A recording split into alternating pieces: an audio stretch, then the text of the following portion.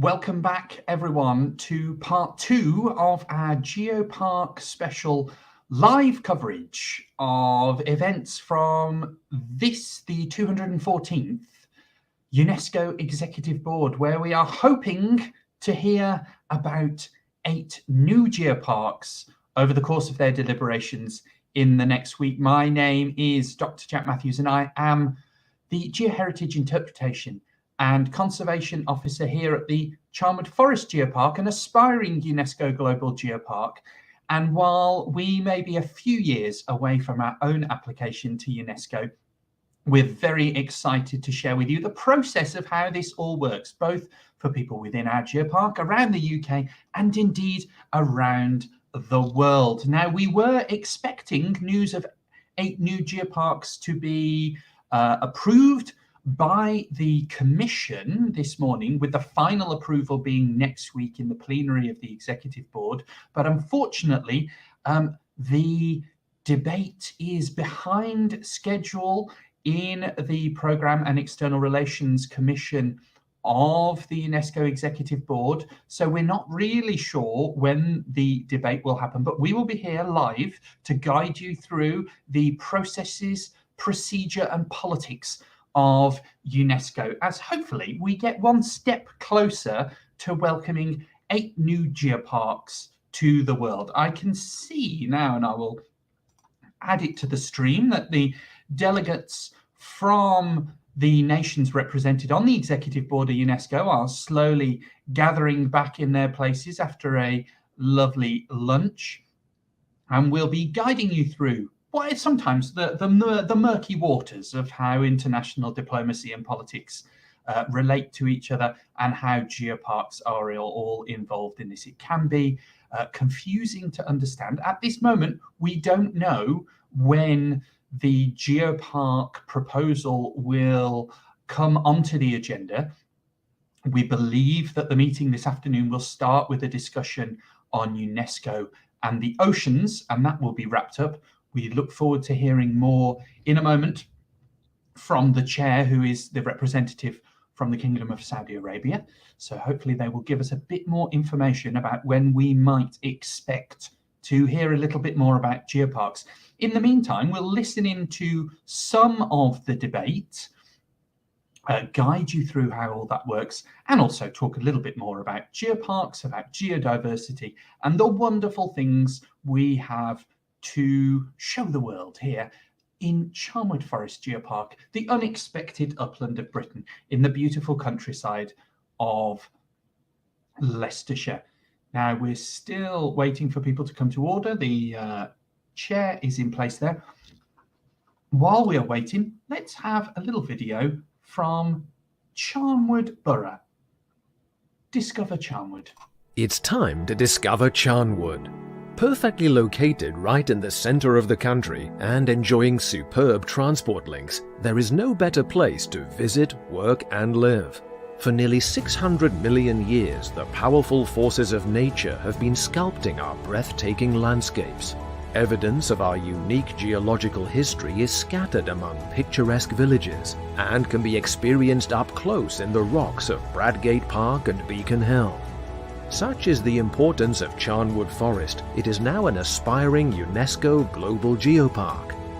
At the heart of this dramatic landscape is the dynamic university and market town of Loughborough, home to the last major bell foundry in the UK, 800-year-old markets and the Great Central Heritage Railway. Future.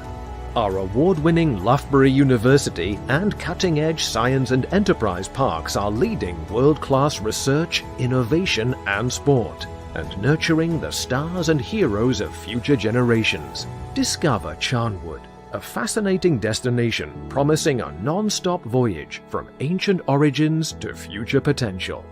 In Charnwood, we are shaping tomorrow's world today.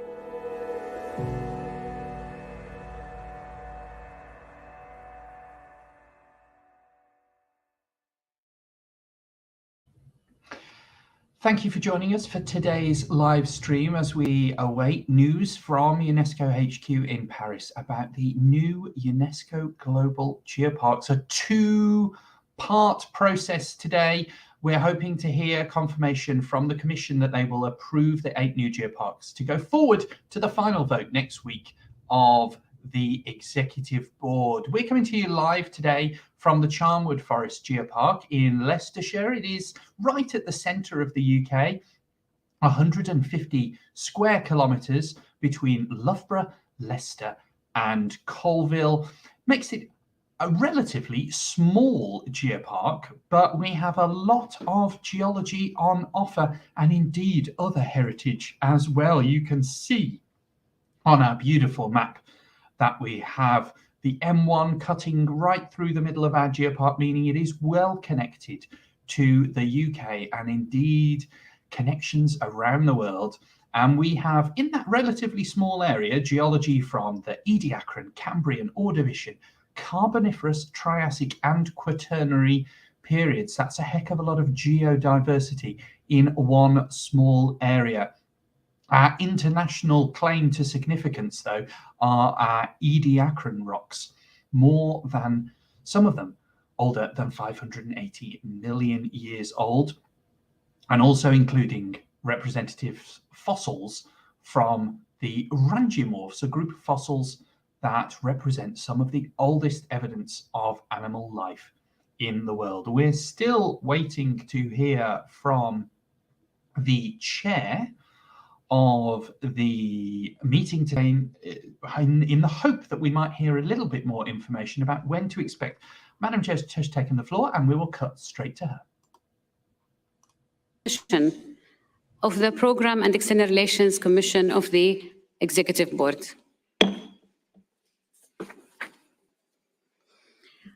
Distinguished representatives, we still have a large number of items to consider.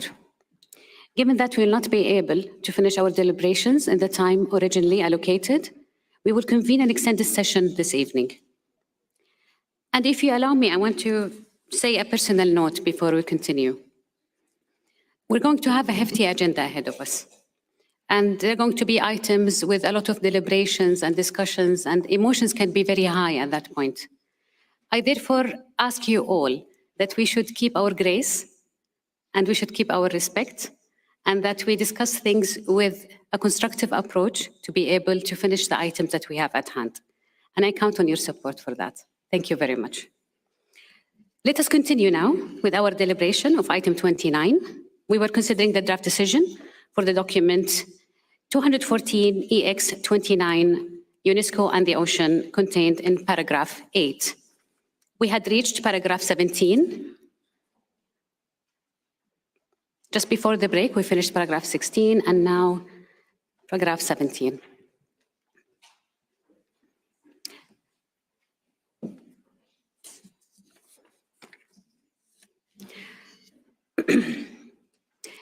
Can we adopt paragraph 17? Is there any comment by any member state? Paragraph 17, it is then adopted. Let's move to paragraph 18. Is there any comment on paragraph 18? Representatives in the Programme and External Relations Commission are continuing their deliberation on agenda item 29, UNESCO and the Ocean. This was a hangover from, was meant to be debated yesterday, but has continued on through the morning session to now as well. There was some amendments being proposed this morning which slowed down matters further. The chair of the commission there, Princess Haifa Al Mogrin from the Kingdom of Saudi Arabia, reminding delegates that they have a very heavy agenda, and it being announced that there will be an extended session this evening. So those of you joining us expecting an update on when the Geopark proposals will be debated, it is now looking like it could be this afternoon or indeed this evening European time. So we will update you as more happens. it should be noted that it is entirely possible that the matter of the geoparks, agenda item number 9, what with it being widely regarded as uncontroversial, that this could be brought forwards, and indeed previous chairs have done things like that. But again, it would be normal, it could be normal just to leave it where it is, in which case there are still 2 items after this one to debate before we get onto UNESCO Global Geoparks. One of those is agenda item 25, the proclamation of the World Russian Language Day. This is likely to be quite controversial and is probably the reason that the chair just reminded representatives from all around the world to work together to try and get through things as quickly as possible. Those of you joining us live now for this feed of the UNESCO Executive Board Programme and External Relations Commission, just to update you, the chair has just announced that there will be an extended session this evening, Paris time, where the debate will continue in recognition that the Commission is now 3 hours, more than 3 hours behind its schedule, but we still don't know when the Geopark element will be discussed. It could be brought forward, so it might happen later today. It might happen, later this afternoon. It may happen this evening. We'll have to keep following along events to see what happens. We'll follow along what happens with the rest of this ocean procedure, because decisions may be made quickly that change matters for when geoparks are up at the end of sessions. But if they do start on some of the subsequent proposals, then we might take a moment to discuss more about Charnwood Forest, about geoparks, and also about geodiversity. Let's listen to back into what's happening on the discussion. I see no plates raised, and we can adopt paragraph 21. It is adopted. Paragraph 22. I see no request, so we adopt paragraph 22. It is adopted. Paragraph 23. Cook Islands, you have the floor.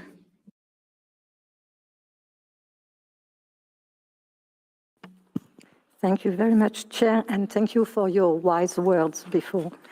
I would like to first thank Egypt for being so receptive to amendments, as the DR proposed is again timely and concern all of us. So I would like to read the amendment I propose on paragraph 23. Further invites member states to contribute in kind of financial resources to build the capacity of the IOC regional subsidiaries bodies, namely UKAfrica, UKAribe, Westpac, and USindio. And then the rest could be suppressed. Thank you.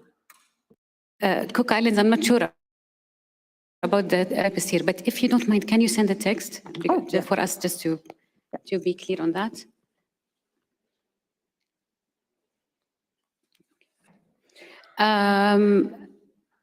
I think this was also the suggestion of Philippines as well in your remarks. Yes, you have the floor, Philippines. Thank you, Madam Chair. It is indeed in our proposal during our statement at the start of this deliberation that the DR may wish, that Egypt may wish to consider expanding the coverage of this particular agenda item to include all 4 IOC sub-regional committees, which are IOC Africa, IOC Indio, IOC Westpac, and of course IOC Caribe. Thank you, Madam Chair. So is it the same Cook Islands? Okay, that's good. I'll give the floor to Haiti and then I'll come to Egypt. But before that, I've been informed that paragraph 15 was indeed not adopted. So we'll definitely go back to it. Apologies, Haiti. But Haiti, you have the floor now. Thank you, Madam Chair. I just want to express support for the amendment by Cook Island and Philippines. Thank you. Egypt, you have the floor.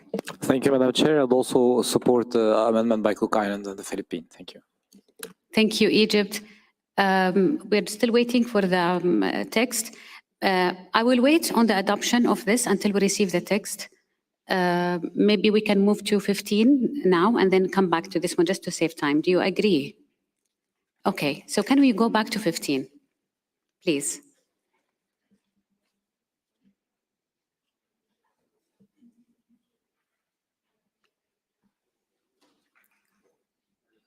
Okay, so now apparently paragraph 15 was not adopted. So now I would like to open the floor if there is any country who would like to intervene.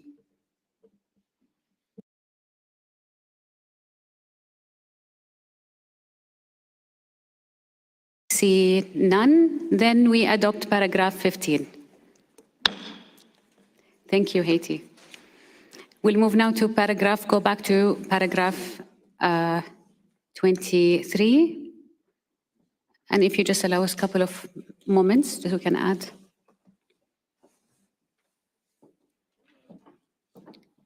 It's 23. Why are they edited?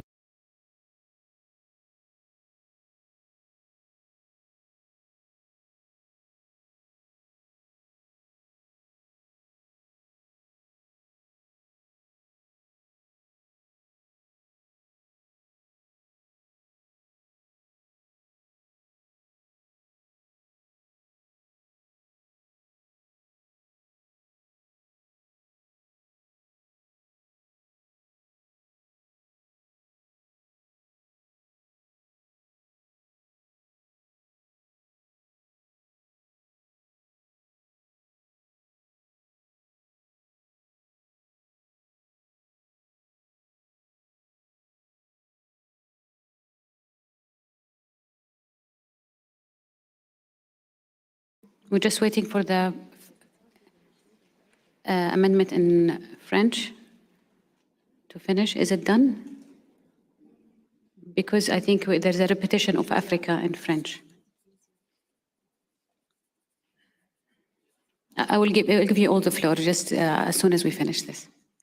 So I think now the amendment is clear, Cook Islands, as you requested. And now there is a request from the floor, India and Philippines, and then Kenya. So India, you have the floor. Thank you, Chair. We would like to support the inclusion of the IOC regional subsidiaries bodies. And we would also like to be enlisted as one of the supporters of this decision. Thank you. Thank you, India. Philippines. Thank you. We understand that Cook Island also wanted to suppress the latter part of the paragraph. Thank you, Madam Chair. Thank you. I'll give the floor to Kenya and come back to Cook Islands to expand. Kenya, you have the floor. Thank you, Chair. We are keen on the last part of the sentence because it's not clear to us whether all the subsidiary bodies will act as regional coordination for the African region. It's not very clear to us. Thank you. If you allow me, before I give the floor to Cook Islands, if we remove for Africa, and we can, okay, so Kenya, your question is, it is not clear that if this sentence, you would like to keep it or we'd like to remove it? Kenya.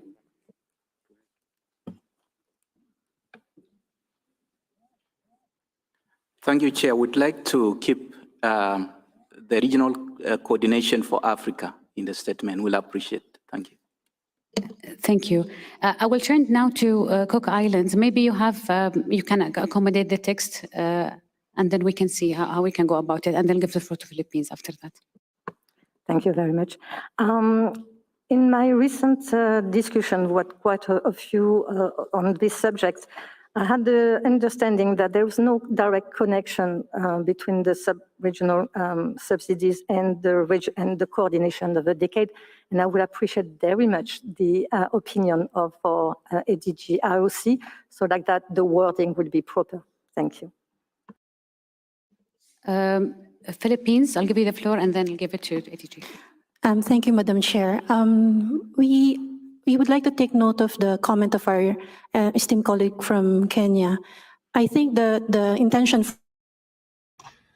For those of you joining us live, we are into the afternoon session of the Programme and External Relations Commission of the UNESCO Executive Board. We are around 3 hours behind schedule, but we don't know yet when the Geopark business will be discussed. We will await for further information from the chair of the Commission when this point ends, but it could be that Geoparks are discussed this afternoon, and it has now been announced that there will be an extended session this evening, Paris time, so the discussion of Geoparks by the Commission may occur later today. While we are including in the middle reference to other regions of the world. Because of that, for example, it looks like IOC India will be acting as a regional delegate office for Africa, which is doesn't make sense. So there's some editing is required, and if you allow me just 5 seconds, I will just reread it, and so that basically this needs to change. This needs to change. That's the message, because the and it's possible to edit it a little bit, and it'll be making sense. Thank you. I'll leave this decision to the room. Would you like it to be maybe changed so that it can be correct? If that's okay with everyone, please, you have your room, and Austria, you have the floor. No, I'm fine. I mean, it could be just simple under the control of our ADG here to act as the regional decade coordination offices, full stop. Thank you. Yeah. Okay. Now it's more of a general umbrella to all the regional bodies. So do you think this is satisfactory, Kenya? You have the floor. Kenya, we just left this part because now Africa is included as one of the regional decade coordinating offices, among others. So Kenya and Egypt. Kenya, if you want to speak, and then I'll give the floor to Egypt. Thank you, Chair.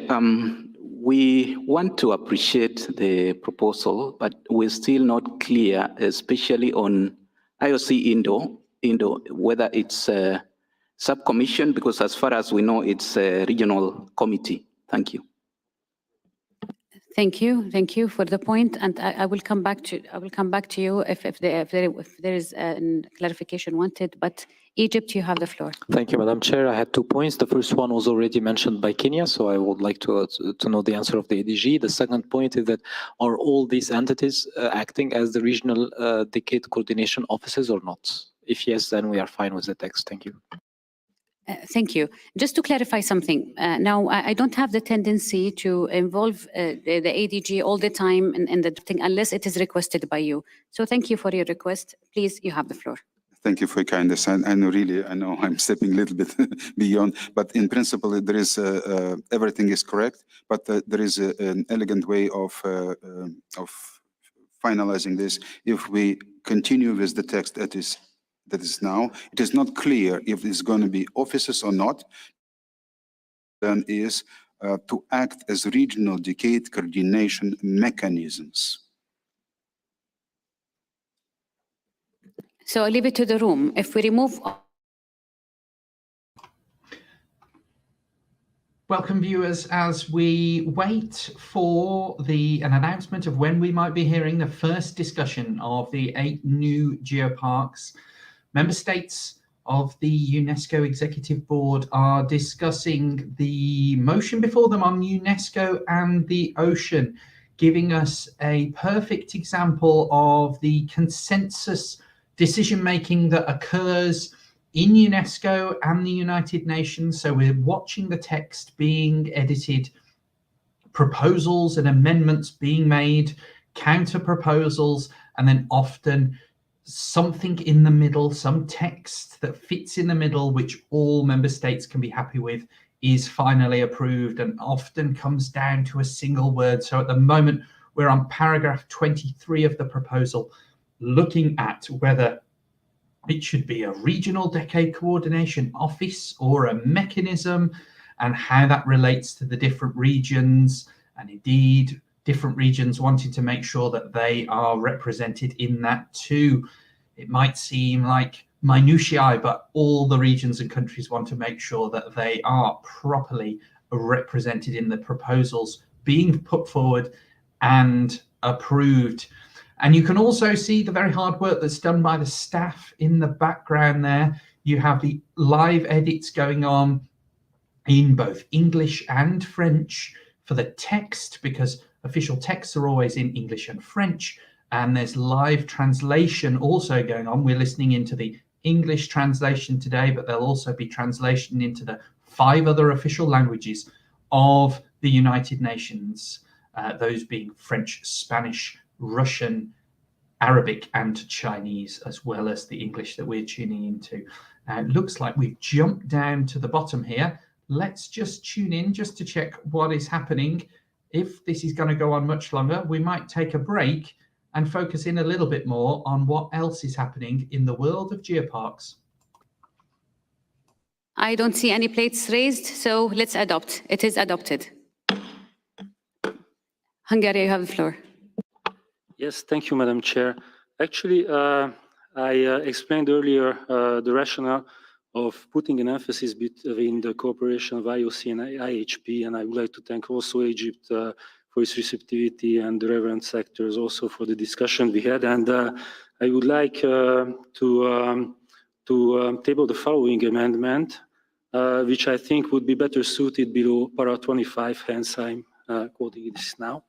So it would sound, considering that approximately 80% of the global and land-based pollution keeps flowing untreated into the ocean through river networks, causing increased coastal eutrophication and the loss of marine biodiversity, recommends that IOC and IHP join forces to address all scales of land-ocean interaction. Thank you.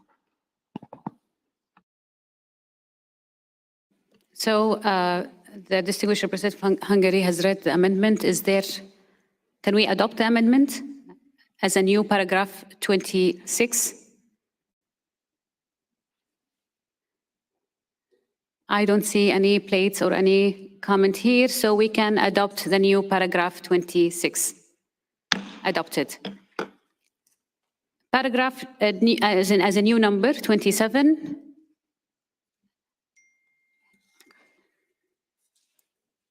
Can we adopt paragraph 27?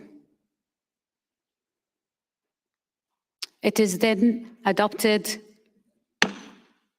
Now, can we adopt the document as a whole? I see no comment here, and let's adopt the document. Congratulations. Thank you.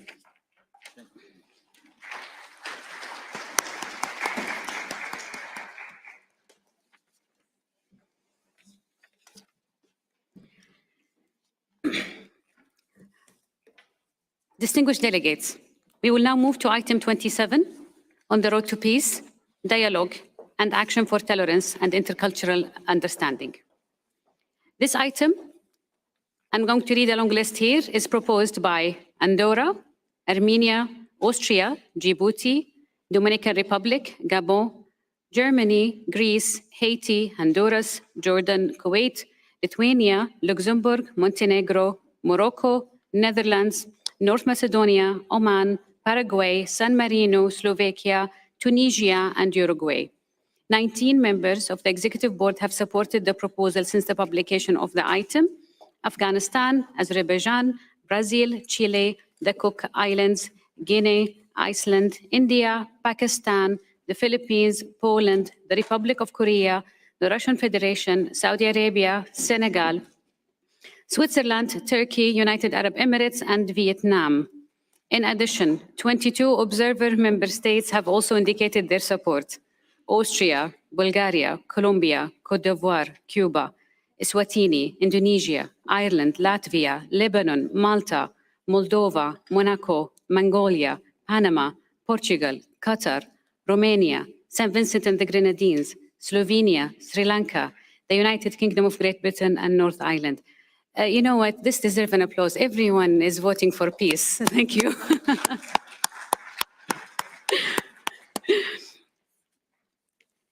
The reference documents for this, I see Benin requesting the floor. Is it to maybe, I'll give you the floor, Your Excellency, before we move on. Merci, Madame. Thank you, Madam Chairperson. I too would like to express support for this draft decision and to have Benin listed as a co-sponsor. Perhaps that had been forgotten.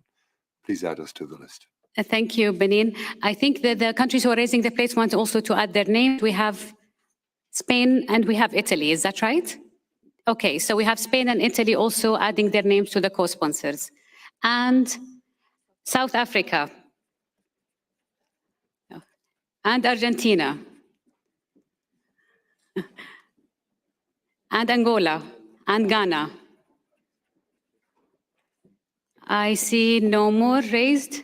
So we have the full list of co-sponsors now, and we can move to the, sorry, Spain would like to take the floor.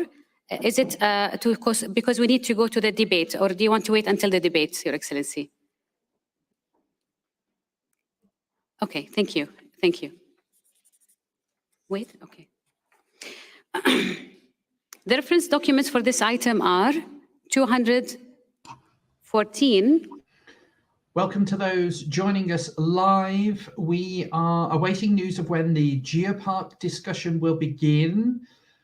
The Commission have just approved the draft resolution on UNESCO and the ocean and is now moving to agenda item 27 on the road to peace, dialogue and action for tolerance and intercultural understanding. Currently, many countries are trying to add their name. It seems like it's a very popular proposal, and countries don't want to be seen to be left out. So countries are adding their name to the proposal before the debate. It doesn't look like this is going to be a very controversial point, but many countries may wish to speak on this, and that will impact on when we might see the first discussion on the new UNESCO Global Geoparks. Let's tune back in to find out. Distinguished representative of Andorra to represent the item.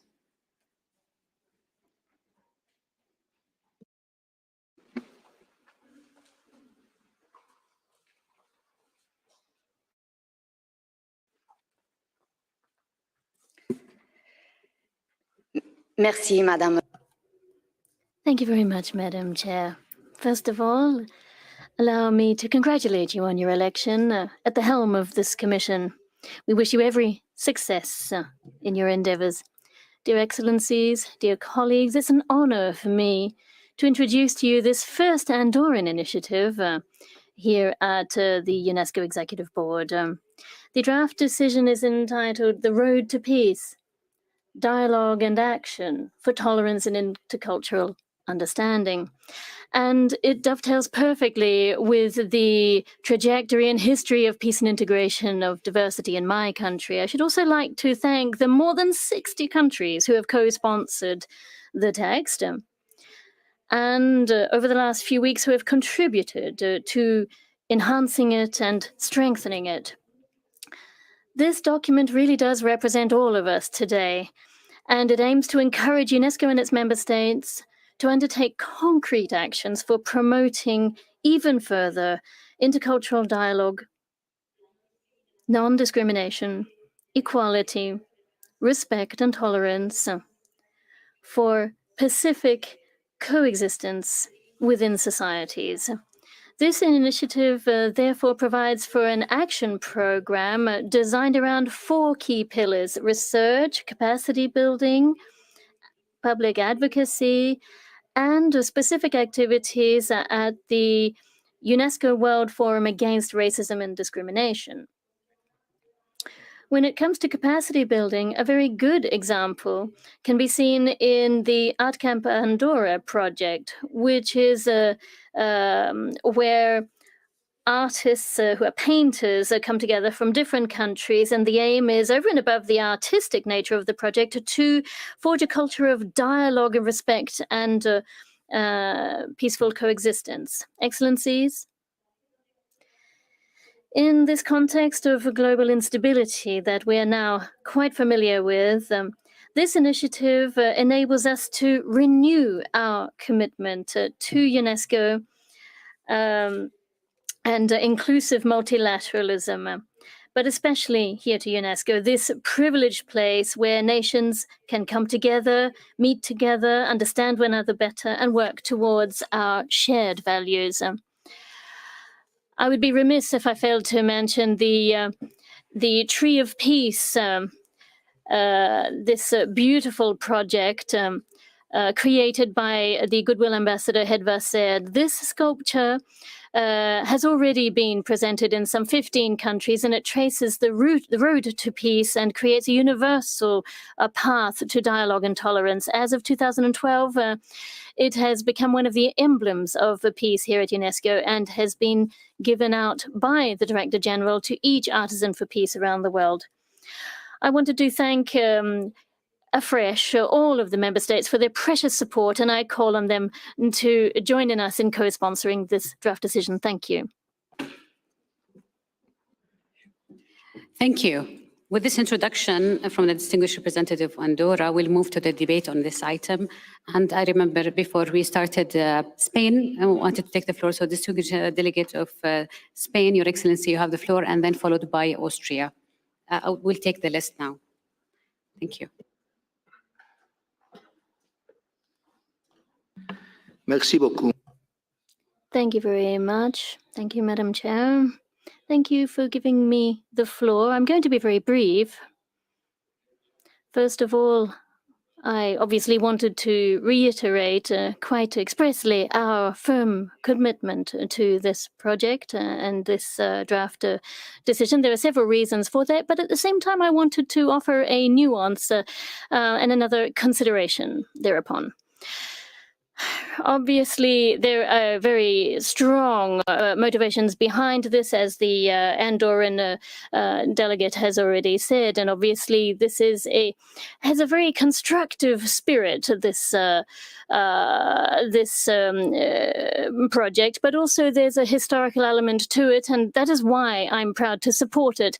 But I also confess that I do have a couple of reservations, not in terms of the substance, but in terms of the timeliness of this, because of the context that we're living in. I know that UNESCO has to keep moving forward despite everything. And even in some of the worst circumstances, such as what we're facing right now, it must keep moving forward. But here we're talking about a road to peace. But obviously the way to peace is not to wage war. And right now we are in a situation of war, a terrible war. And it's been triggered by an illegal invasion by Russia. And so I do think that the very first step on the road to peace would be to stop the war. Then we can talk more constructively about the road to peace. There was Roberto Coppio, the Italian philosopher. He said the only ignorance really is intolerance. And I think if we are really firmly committed to peace, then we need to stop war. That is the first step to peace. So it has our support, it has our backing, but I didn't think that I could go forward without mentioning these concerns. Thank you. Thank you. Spain, I would like to hear the list of speakers before I give the floor to Austria. Secretary, please. Thank you, Madam Chair. So the list of speakers reads as follows: Austria, Tunisia, Kenya, Uruguay, Germany, Armenia, Ghana, South Africa, Brazil, Myanmar, China, Djibouti, Benin, Poland, Azerbaijan, Argentina.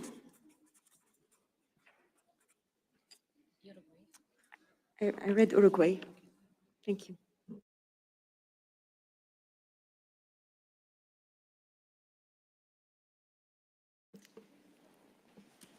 I would like to give the floor to the distinguished representative of Austria, to be followed by Tunisia. Thank you very much, Madam Chair. Welcome to those of you joining us live. We're just going into the debate on the Road to Peace proposal. There are 16 speakers waiting to speak, so it is likely that this proposal won't be finished before at least 3:15 UK time, 4:15 Paris time, at which point the proposed draft proposal will still need to be voted on. And then there is one more proposal, quite a controversial one, before we get to Geoparks, unless the ordering is rescheduled. We shall see what happens and we will update you as matters progress. But let's go back to hear what the Austrian delegation wished to say on the road to peace. Plays a critical role for the consolidation of global citizenship, as well as respect for human rights, cultural diversity, and, as I already said, sustainable development. We are very pleased that this initiative has also established a clear link to the work we're doing on racism, or rather the combating racism and discrimination, because there's no peace without equality, we believe. Very important that this initiative also highlights the importance of involving youth and how important we need to work more on youth in order to contribute to sustainable development. I would be remiss if I don't mention the important role of women in peace. And Austria has been always a fervent advocate of the relevant acquis. There's no culture of peace without women, and women have such a tremendous role to play, as everybody. I'm not saying this that men are excluded, but without involving women in conflict prevention and in peace negotiation, we don't go anywhere. Sometimes we keep forgetting that. So finally, thanks very much for Andorra and all co-sponsors. I think it's an enormous, impressive list. Thanks everybody that we still believe in peace. Thank you. Thank you. أود أن أعطي المجال الآن لسعادة سفير تونس. And now I'm happy to hand the floor to Tunisia, to be followed by Kenya. Thank you. Thank you, Madam Chair. I think that the proposal that we have before us has come from such a broad list of countries, and I'm delighted to be listed as a co-sponsor of this initiative. It means that we're really getting back to the core mission of our organization and underscoring and thanking the... Welcome back live as we are watching into the External Relations and Programme Commission. Still waiting for the Geoparks announcement, but we'll follow in back live and update you as we find out more. And so I just wanted to express our appreciation for this initiative. I don't want to go back through the background of Andorra's commitment to this, but I just wanted to say that how successful and delightful Art Camp Andorra is when the artists come together. They live together in a community and produce their artwork together. And they've been able to come and display their work here at UNESCO. And I'm delighted to be able to pinpoint that for everybody. And we can say that even though I'm not sure we can say the COVID crisis is fully behind us, but I'm looking forward to the Al Hamamet Cultural Centre's African version of Art Camp is upcoming, and that again has our support built in on the success of the Andorran version. Thank you very, very much, Madam Chair. Shukran. I would like to give the floor now to the distinguished representative of Kenya, to be followed by Uruguay. Kenya, you have the floor. Thank you, Chair, for giving Kenya the floor. Kenya thanks Andorra for including this item on the agenda of the Executive Board. This item speaks to the heart of UNESCO's mandate. Kenya concurs on the need to harness every effort in the building of peaceful and inclusive societies. We welcome the fact that the proposal seeks to promote intercultural dialogue, gender equality, and other important aspects of UNESCO's mandate as a means of constructing peaceful pathways for humanity. The document has rightly highlighted the importance of the local authorities can play, including the International Coalition of Inclusive and Sustainable Cities, ICCAR, Kenya is honored to have hosted the launch of the Coalition of African Cities Against Racism and Discrimination. We note with appreciation that the initiative focuses on democratic citizenship, human rights, diversity, environment, and intergenerational dialogue are shared common values that support a culture of peace and nonviolence. Kenya looks forward to participating in research, capacity development, public advocacy, and the annual high-level conference dedicated to peace-building strategies. Finally, Kenya is convinced that UNESCO has unique tools and experience to contribute decisively. Welcome to those joining us live, the coverage of the Commission. There are more than 10 more speakers to speak on the current proposal, which is on the road to peace, dialogue and action for tolerance and intercultural understanding. After this, it is expected, unless the agenda is amended by the chair with the permission of the Commission, we will then go into the proclamation of the World Russian Language Day. This agenda item is likely to be quite controversial and could therefore take up some time. And it is not until that is done that the UNESCO Global Geoparks agenda item will be discussed. Until then, we will keep you updated as the chair, because the chair may take the decision to amend the timetable. Let's just take a little break from the meeting of the Commission and just reconsider what is a UNESCO Global Geopark.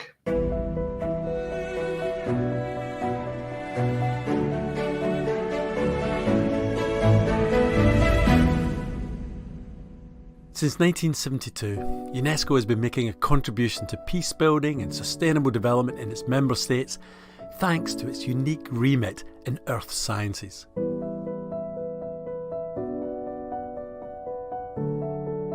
What is a UNESCO Global Geopark? They are the most recent UNESCO site designations for protecting geological sites of international significance.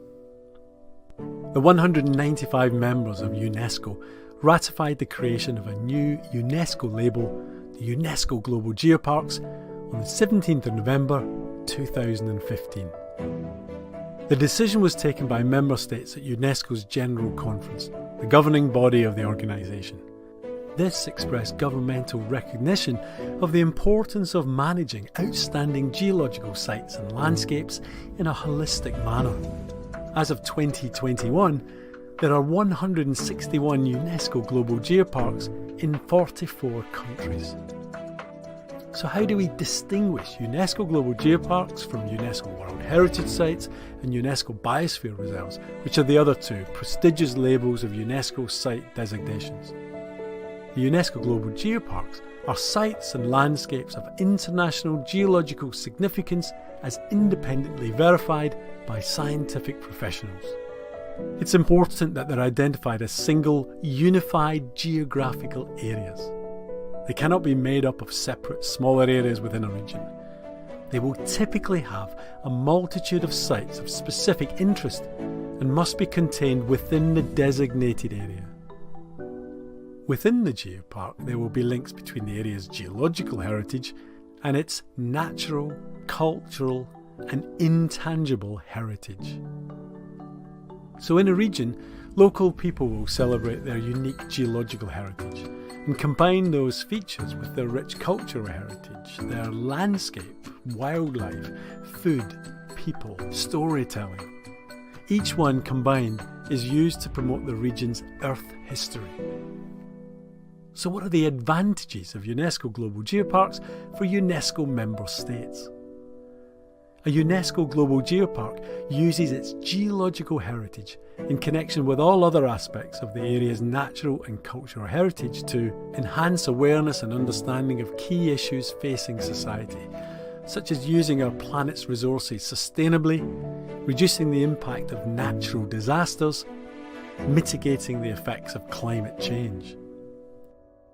The key to solving these issues is that the UNESCO Global Geoparks should use that heritage in connection with all other aspects of that area's natural and cultural heritage to promote awareness of key issues facing society in the context of the dynamic planet we all live in, including, but not limited to, increasing knowledge and understanding of geoprocesses, geohazards, climate change, the need for the sustainable use of Earth's natural resources, the evolution of life, and the empowerment of indigenous peoples.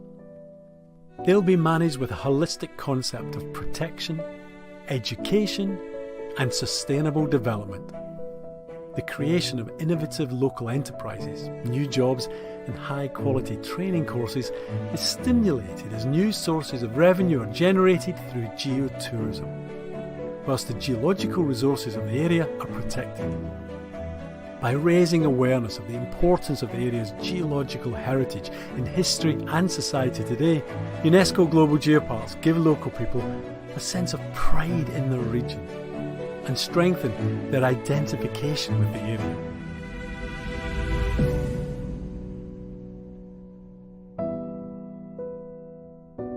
If you would like to become part of UNESCO's Global Geoparks family, please contact us.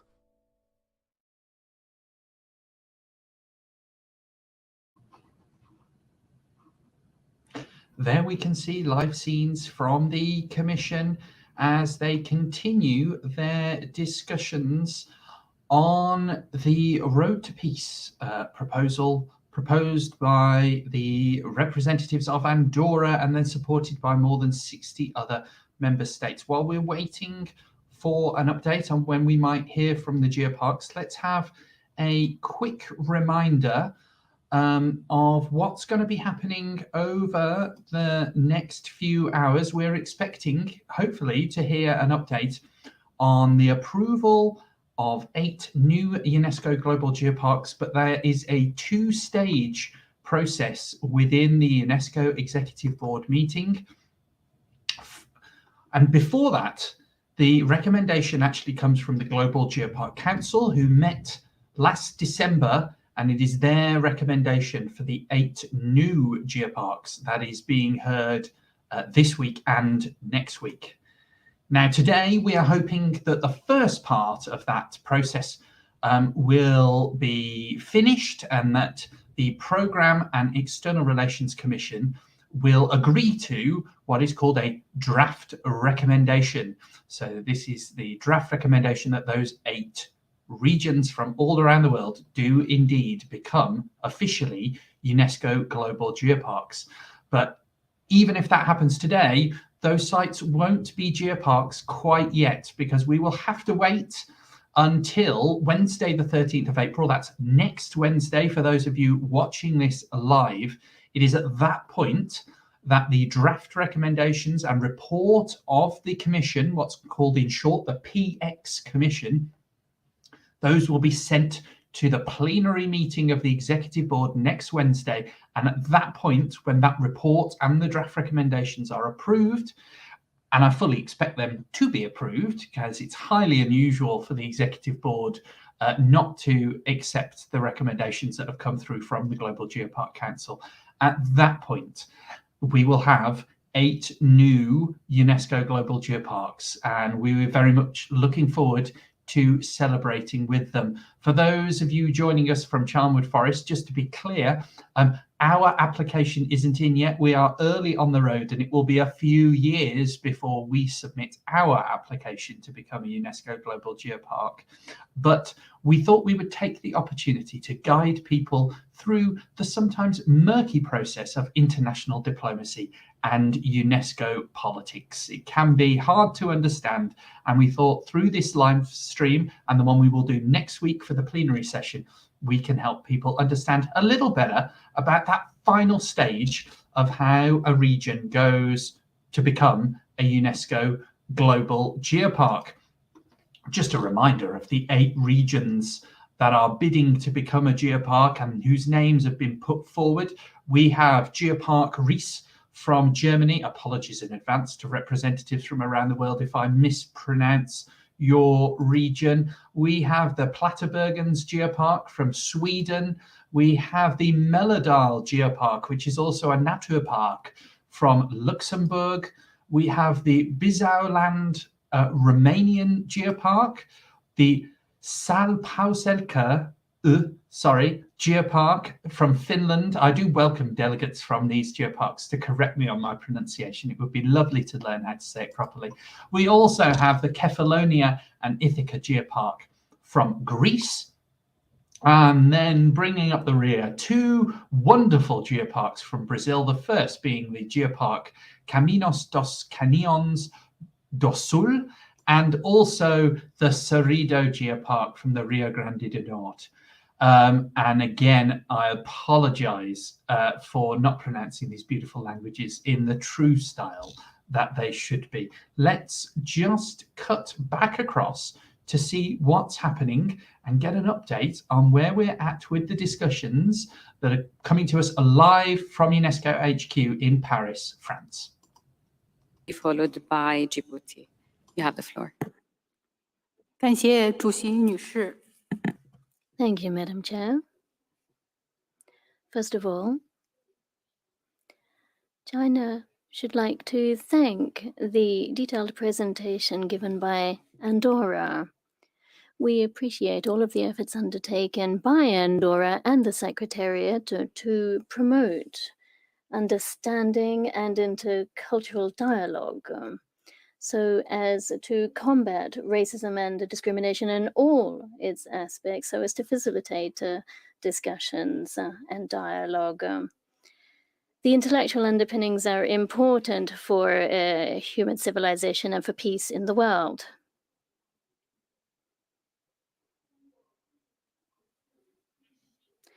China finances the Silk Road Youth Project, and with UNESCO is working also towards the Jiangqing Convention. And in this way, we are also proud to contribute to the dialogue and a culture of peace. We place a great deal of importance on international understanding through basic education so as to raise awareness among the student body of the common destiny of humanity and the importance of peace from the youngest possible age. In coordination with UNESCO, we are proud to continue supporting the this culture of dialogue and support UNESCO's new roadmap against racism and discrimination. Thank you. Thank you. I would like to give the floor now to the distinguished representative of Djibouti, to be followed by Benin. Merci, Madame. Thank you very much, Madam Chair. Looks like we still have quite a few speakers on this motion on the roadmap to the road to peace, the road to peace, dialogue and action for tolerance and intercultural understanding as proposed by Andorra. This is agenda item 27. For those wishing to follow along in further detail, do search for UNESCO Executive Board. You will find all the papers there, and they are available in the 6 main UN languages. That is English, French, Spanish, Arabic, Chinese, and Russian. You can find more information there. We're currently on agenda item 27. If the Commission stick to their current schedule, then after this agenda item, we will move on to agenda item 25, which is the proclamation of the World Russian Language Day, which could prove to be quite controversial. We know that there are member states that have already raised this issue in the plenary debate session over recent days, so we will await that. And the agenda item 9 on UNESCO Global Geoparks would follow that agenda item. So we will have to wait and see. It wouldn't be unheard of for the chair to make the decision to bring an agenda item before another one in the interests of time, but we will have to wait and see. So at this point, I can't tell you exactly when we will get the debate on geoparks. If indeed the item continues on in this session continues to overrun. The chair has already announced that there will be an extended session this evening. And of course, we're committed to this now. We want to bring you all the news from UNESCO. So if we need to, we will do another live stream this evening, Paris time, to bring you the news of the Geoparks as it comes through. They're the delegate from Benin talking on that motion. But for the moment, I think we will take a moment to discuss International Geodiversity Day, which was approved by the UNESCO General Conference last November. The first International Geodiversity Day will be this October the 6th and every October the 6th. Afterwards, if you would like to know more about International Geodiversity Day, then please do go online, geodiversityday.org, where you can find more information about why geodiversity is important, what it is, and how you can get involved in running an event in your area online, or indeed anywhere across the world. And if you want to know a little bit more about why we need an International Geodiversity Day, then here's a very quick video we made last year on why it was important to get UNESCO to make an International Geodiversity Day. Geodiversity is all around us, from rocks and soils to the landscapes and processes that make them.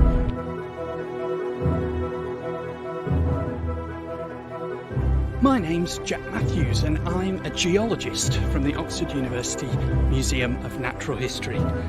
And in these videos, I want to tell you about geodiversity, what it is, and why it's so important.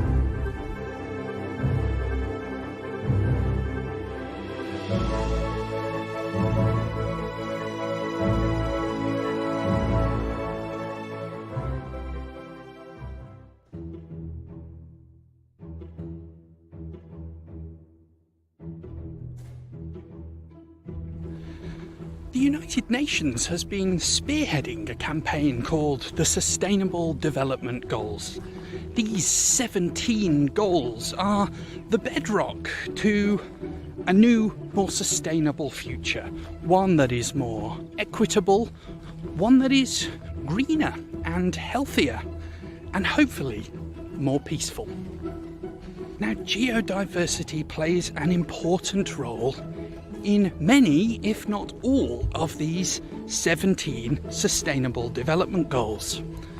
Whether it's clean water for communities around the world, or securing the copper we need to build the wind turbines for green energy, or protecting our landscapes so that the next generation can enjoy nature. It would be easy to think that geodiversity is just about really important, internationally significant sites, World Heritage Sites and UNESCO Global Geoparks. But geodiversity is everywhere and it influences everything. And so, hopefully, UNESCO will set up an International Geodiversity Day, so that for one day a year, October the 6th, the world will come together to remember the influence that geodiversity has, to educate the next generation, to inspire a new set of geoscientists to solve the problems of tomorrow, and to bring to prominence the problems and challenges around geodiversity, and maybe find us a few solutions and help policymakers make the right decision.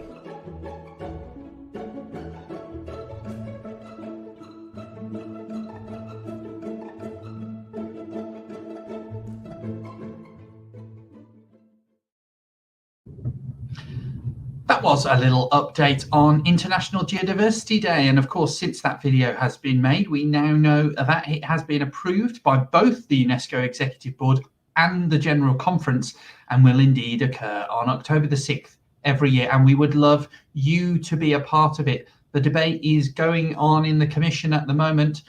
We'll keep you updated. But while we're waiting, Here's a little update from one of our partners in the Charnwood Forest Geopark, an aspiring UNESCO geopark, about some of the wonderful heritage and different kinds of heritage you can find here in our brilliant corner of Leicestershire.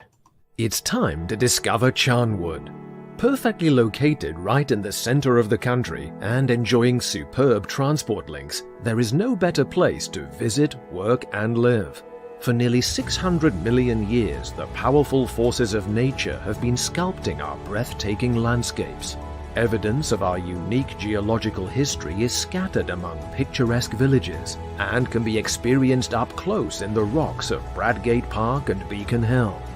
Such is the importance of Charnwood Forest, it is now an aspiring UNESCO Global Geopark.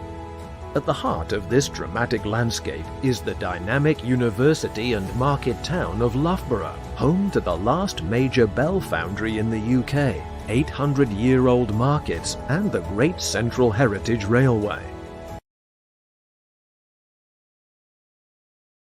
Future. Our award-winning Loughborough University and cutting-edge science and enterprise parks are leading world-class research, innovation and sport, and nurturing the stars and heroes of future generations. Discover Charnwood, a fascinating destination promising a non-stop voyage from ancient origins to future potential.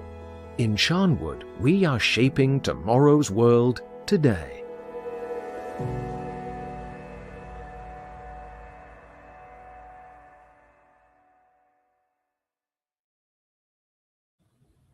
You will have seen there some of our ancient rocks being profiled in beautiful fashion in the new Discover Charnwood proposal and advertising campaign by the Charnwood Borough Council, one of our partners here at the Charnwood Forest Geopark.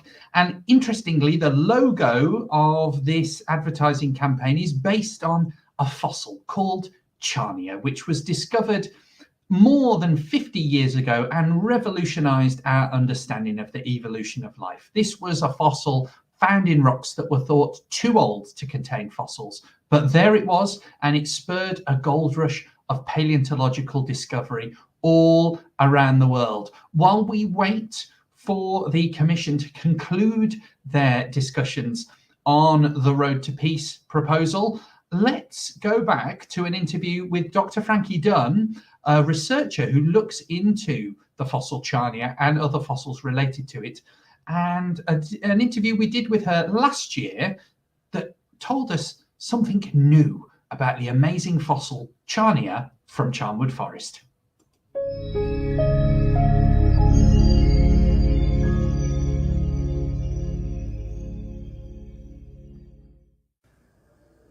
We're very excited to be in the Oxford University Museum of Natural History today to meet Dr. Frankie Dunn, who has a very interesting study out in the scientific press, and it's got something to do with the ancient geology of Charnwood Forest. So tell us, Frankie, what have you been studying in Charnwood Forest? Well, there are fossils within Charnwood Forest that date back to a geological period called the Ediacaran. So the Ediacaran span from about 635 to about 540 million years ago, so a very long time ago. And the fossils in Charnwood Forest are about 560 million years old. And this is a really important time because the geological period that follows the Ediacaran, the Cambrian period, is when animals start to appear globally and in huge number. And it's been this kind of paleontological mystery. Where do animals come from? And are there any animals amongst the strange fossils of the Ediacaran period? And we find these strange fossils in the Ediacaran rocks of Charnwood Forest. And one fossil that I've been studying is called Charnia, and it's named after Charnwood Forest because that's where it was first described. And it kind of looks like a strange fern frond, I think, here. We do. We're lucky enough to have a cast. This is a replica that's in the collections here of the museum. Do you want to take us through why is it so strange? So I guess if you had never looked at a Charnia before, you might think that it looks a lot like a plant, like a fern. But actually we know that it was growing deep on the seafloor out of the photic zone, so unlike plants, it couldn't photosynthesize. And this led to a suite of different hypotheses about what Charnia might be. If it's not a plant, is it an animal? Is it a fungus? Is it something that's not closely related to animals or fungi that is totally extinct? And this has been, kind of a mystery for the last 70 years since this discovery. So, as you've been looking at this strange creature that lived in the deep, dark ocean 560 million years ago, what have you been doing? How have you been studying this strange creature, Charnia? How has that been helping you to work out what this is? So, as I've said now, probably exhaustively, Charnia doesn't really look like anything that's alive today. And so people have used anatomical characters. So, for example, we have an arm, that would be an anatomical character. They've used anatomical characters to try to ally Charnia to living groups, but without huge amounts of success.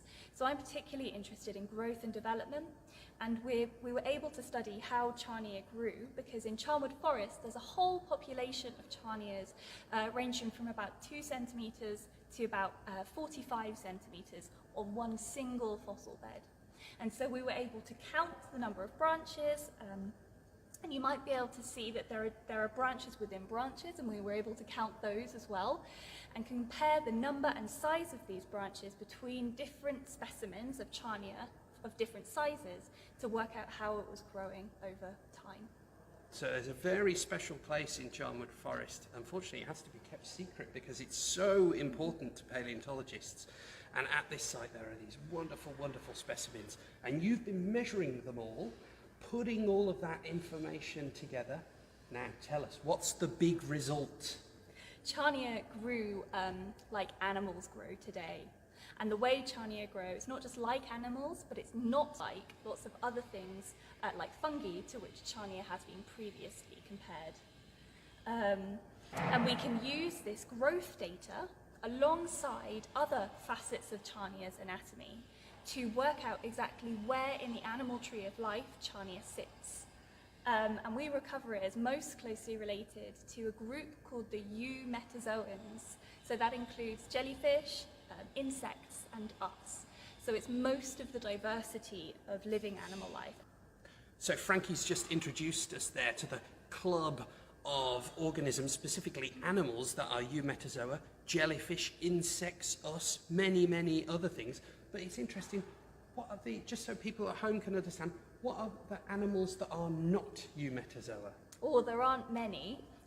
Sponges are an example of animals which are not Eumetazoans. And in fact, I think a lot of people don't recognize immediately that sponges are animals, that they are, and a number of people think that they are in fact some of the very oldest animals. So characters which define the group Eumetazoans, things which all Eumetazoans share, are things like muscles and a nervous system, so things that are pretty fundamental to the way we live our lives and insects get around. Sponges have precursors to those characters, but they don't have them. They haven't evolved along in evolutionary history at that point. So Frankie and her international team, including colleagues from across the UK and Russia, have shown that Charnia, found and first described from the rocks of Charnwood Forest, is not only an animal, but is a specific type of animal known as a Eumetazoan. Now, final question, Frankie, why does this matter? What does this tell us about the world that we live in? What does this tell us about Earth history? Why is it so important that this ediacaran organism was a Eumetazoan? Well, from a scientific perspective, as I've mentioned ad nauseum, we've not known what Charnia and its relatives are for a really long time. And I hope, if I'm correct, this goes some way to addressing this outstanding paleontological mystery. But I guess it's important for us to know for a number of reasons. Firstly, curiosity. I think we all want to know where we came from, and it's really cool and interesting if the fossils which show us what some of our earliest ancestors would have looked like are just on our doorstep. And secondly, it can tell us about how the characters which have come to define the Eumetazoa evolved through time. So we might expect, for example, that to develop muscles and nervous system, you have to have like a pretty consistent way of growing and developing. That makes intuitive sense, doesn't it? If you're growing in all different ways, like sponges, you can't really develop muscles or a complex nervous system. And what we see in Charnia for the first time is a constrained pattern of growth. So what I mean by that is you can go out and you can find any Charnia in the world, and there are many different sites where Charnia is found, and it will look pretty much the same. So you can see here, these branches are pretty consistent in length all the way up. We don't ever find Charnias with branches that are way too long or way too short, and the outline of the frond is predictable based on the size of the organism. So it has a constrained pattern of growth, but no evidence for muscles or a nervous system yet. So what that might suggest is that a constrained pattern of growth does indeed predate these organ-based characters, which is so important in the radiation of eumetazoan life, which happened after the appearance of Charnia. Wonderful, wonderful news, and we are so proud that this has come from rocks and specimens from the Charnwood Forest Geopark. If you want to find out more, Frankie, you and your team, you've published this in the scientific press. Just remind us, what journal is it in? Science Advances, and it's open access. Open access, so anyone can go onto Science Advances and find out this wonderful story. Thank you so much, Frankie. Pleasure. Thank you so much again to Dr. Frankie Dunn, who's been giving us some of her thoughts on some of the amazing research her and her team have been doing in the past year, and we look forward to hearing more from Dr. Frankie Dunn as time progresses. Now, they've been absolutely ploughing through the speakers on the Road to Peace motion. We're going to hop back in now because it looks like they're halfway through voting for the proposal. Let's just bring that up on screen. It looks like there is a small amendment being proposed by South Africa to paragraph 4. Just a reminder for those of you joining us here for the first time, we're going to be guiding you through the sometimes complicated world of UNESCO procedure, policy, and politics. So often what happens is rather than voting on a document as a whole, they will go through and accept it paragraph by paragraph. Also a reminder that as we are in the Commission, today isn't the final vote. Just because delegates are likely to approve paragraph 7 now, that does not mean that paragraph 7 is in force and in power. It will still need to go forward with the draft recommendations and report of this Commission forward to the plenary of the Executive Board next Wednesday. But we will be back live to guide you through that too. So we can see that at the moment South Africa has proposed an amendment in English, placing anti-racism and anti-discrimination at the core of all UNESCO's programs. And here you can see some of the wonderful work that UNESCO staff do, because while that is being proposed verbally in English, a member of staff is typing it up in French live so everyone can see. It's not just us who are seeing that live in our homes on screen. That is up on a screen, a massive screen above where the chair sits there, for all delegates to follow along so they can keep track of what is and isn't being debated. In the chair today for the Programme and External Relations Commission is Her Royal Highness Princess Haifa Al Mogrin of the Kingdom of Saudi Arabia. And it looks like paragraph 7 has been sorted. We've now got an amendment coming into paragraph 9 in French, but maybe that's going to change. I kind of expected that this would be accepted in full as it is. We should say it is unlikely that there is debate on the geoparks. It's likely that some member states will choose to speak on the geoparks after they have been accepted by the Commission, but we'll guide you through that. Often member states who are about to get a geopark when they get their final vote next Wednesday like to take a few moments to speak with some pride, quite rightly, on their new geopark. But it's unlikely that there will be amendments like we can see on the screen now for some of the preceding motions being discussed. That said, it did happen quite unexpectedly last year at the previous session of the Executive Board. There was an unexpected amendment to the Geopark motion. So the Geopark motion took a lot longer than was expected.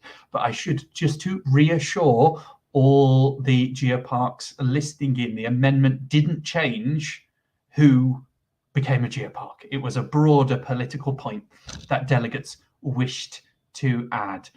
So it looks like there's been another paragraph added. Let's just listen in so we don't miss out, because often you can get an update on the timetable very quickly after one agenda item has finished. So let's listen in once more. I ask the Director General to report at its 216th session. We don't need of the Executive Board because this is our decision. It's just an editorial thing.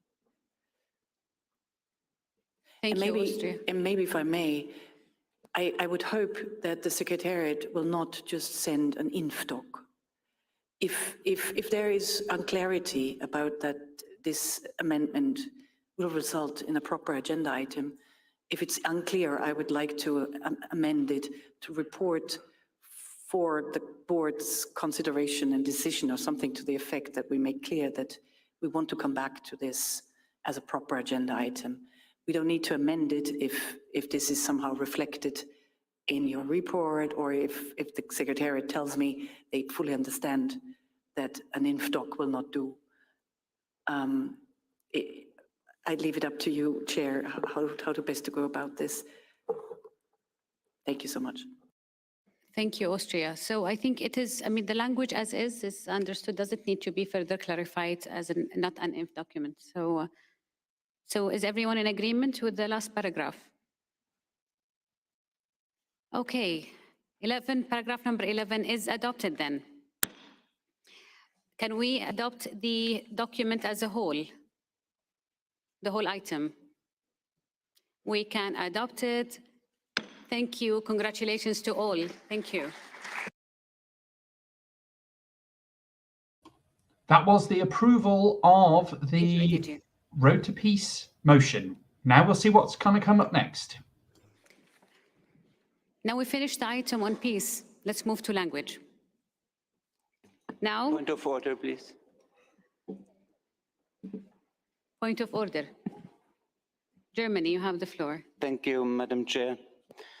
I request to adjourn this debate on this item sine die following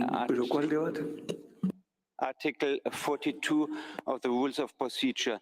As you know, this is not directed against the substance, but only against the timing.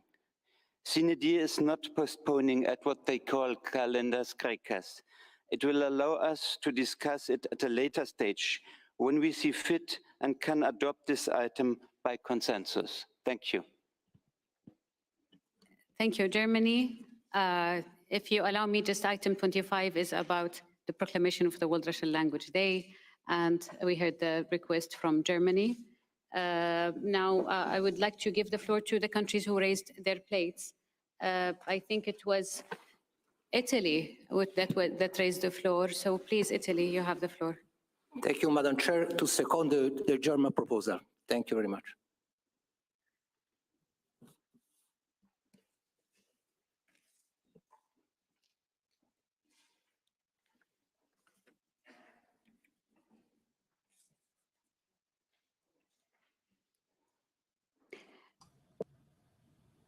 I would like to give the floor to the legal advisor. We have here a request by the distinguished representative of Germany, followed by Italy, and we still have requests from the floor for the adjournment. The request was made through a point of order. So please, I would like your clarification on that. Thank you. Thank you, Madam Chair. Good afternoon to you and good afternoon to the members of the Commission. Madam Chair, my understanding is that a motion for the adjournment of debate was raised. This is under Rule 42, and I will remind members of the Commission about the text of that provision. Let me quote: "During the discussion of any matter, a member may move the adjournment of the debate on the item under discussion. On moving the adjournment, a member shall indicate whether it moves the adjournment sine die or to a particular time which it shall specify. Any such motion, if seconded, shall be put to the vote immediately and without discussion." This is the provision, Madam Chair. Of course, I remain available for any further questions.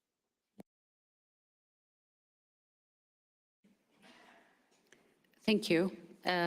Since this motion has been presented and seconded, we shall put it to vote immediately.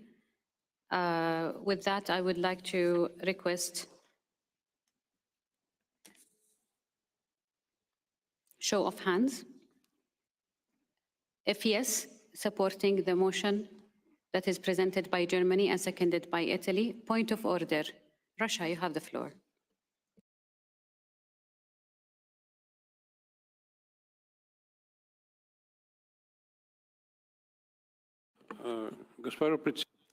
Madam Chairperson,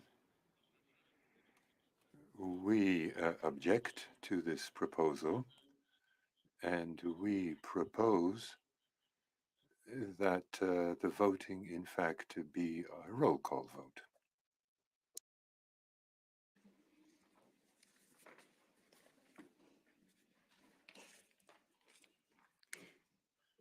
So then we make the request by, okay, we have a point of order by France. You have the floor. Merci beaucoup. Thank you very much, Chairperson. The legal advisor will correct me if I'm wrong, but it would seem that we have two procedural motions. One is to apply Rule 42 to adjourn sine die, and another one to close the debate under Rule 43, because we can't move to a vote without having closed the discussion. So since we have these two procedural motions in parallel, 44 is actually applied. Rule 44, the order of procedural motions. And there it is clear that the motion to suspend is, or to adjourn the debate on the item under discussion precedes the closing of the debate. So we would invite you to continue in accordance with Rule 44 and to propose immediately to a vote. It says that if there are such motions not discussed, they are put immediately to the vote. Thank you.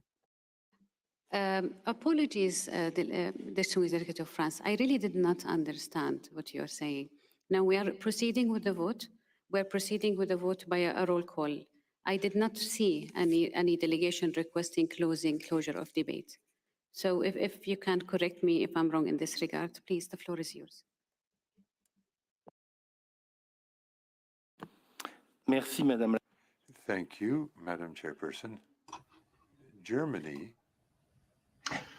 Welcome back, where things have rather predictably got quite complicated.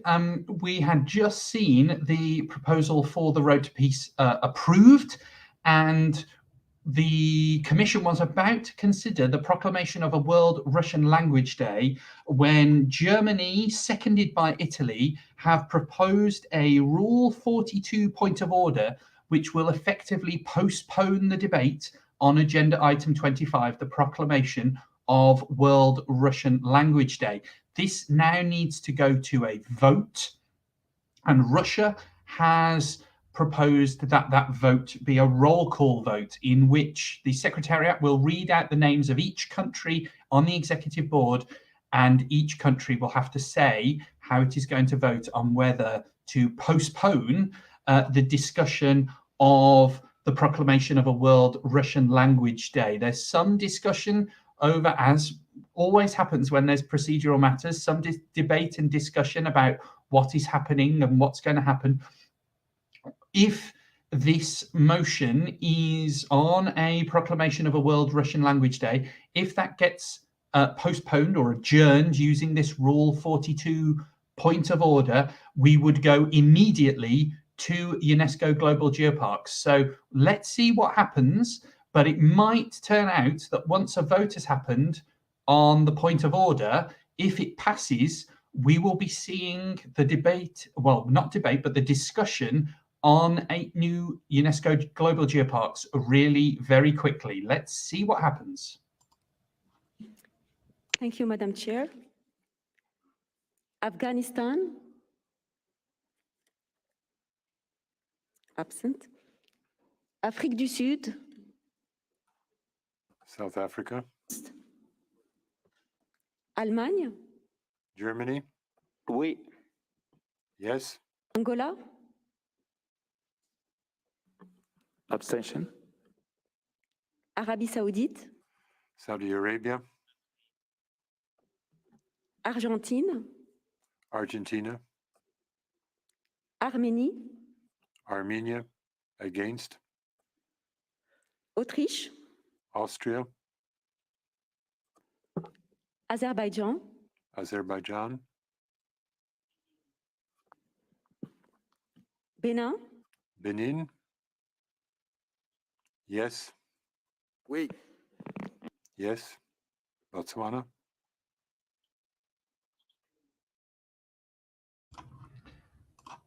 So let's have a quick recap of what is happening. We are, looks like, getting very close to a discussion on the 8 new geoparks. The preceding motion, the proclamation of a World Russian Language Day, there's currently a procedural motion that may postpone the discussion on that and move it to later on. It's not clear to me whether they mean later on in this week's meeting or indeed to a different meeting of the Executive Board.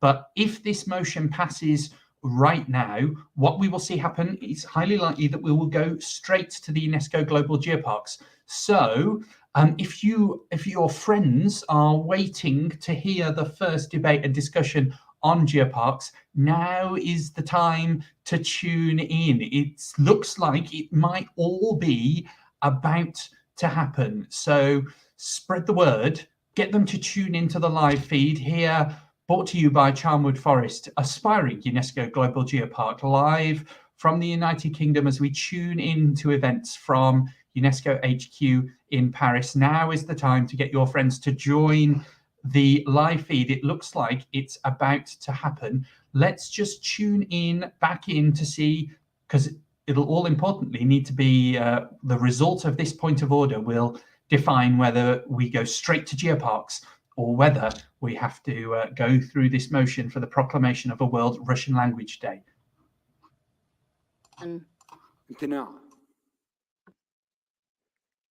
Kenya. Abstention. Kyrgyzstan.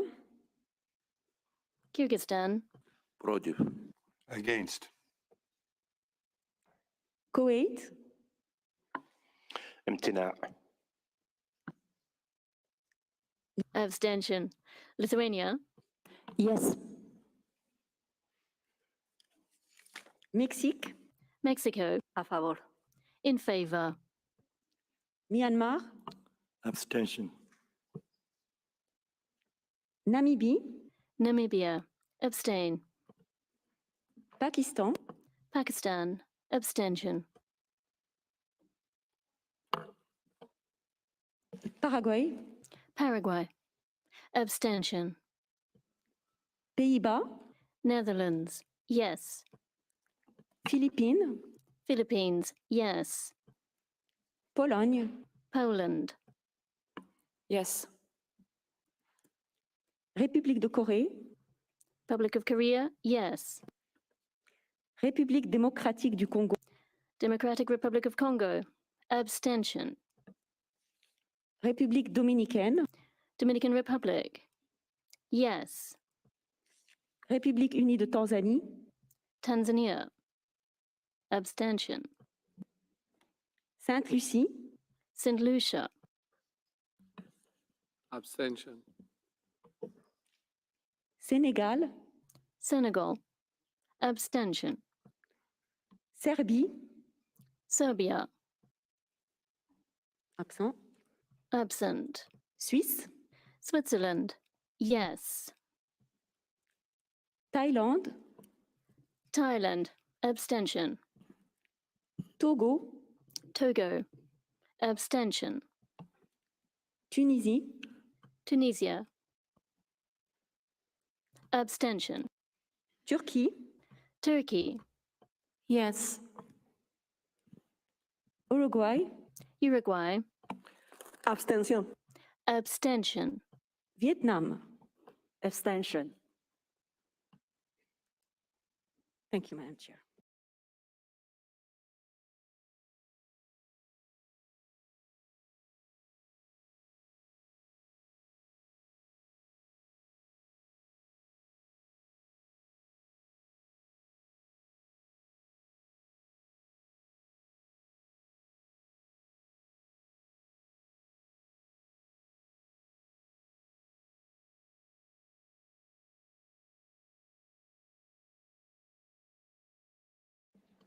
Thank you, Madam Secretary. The voting is now completed.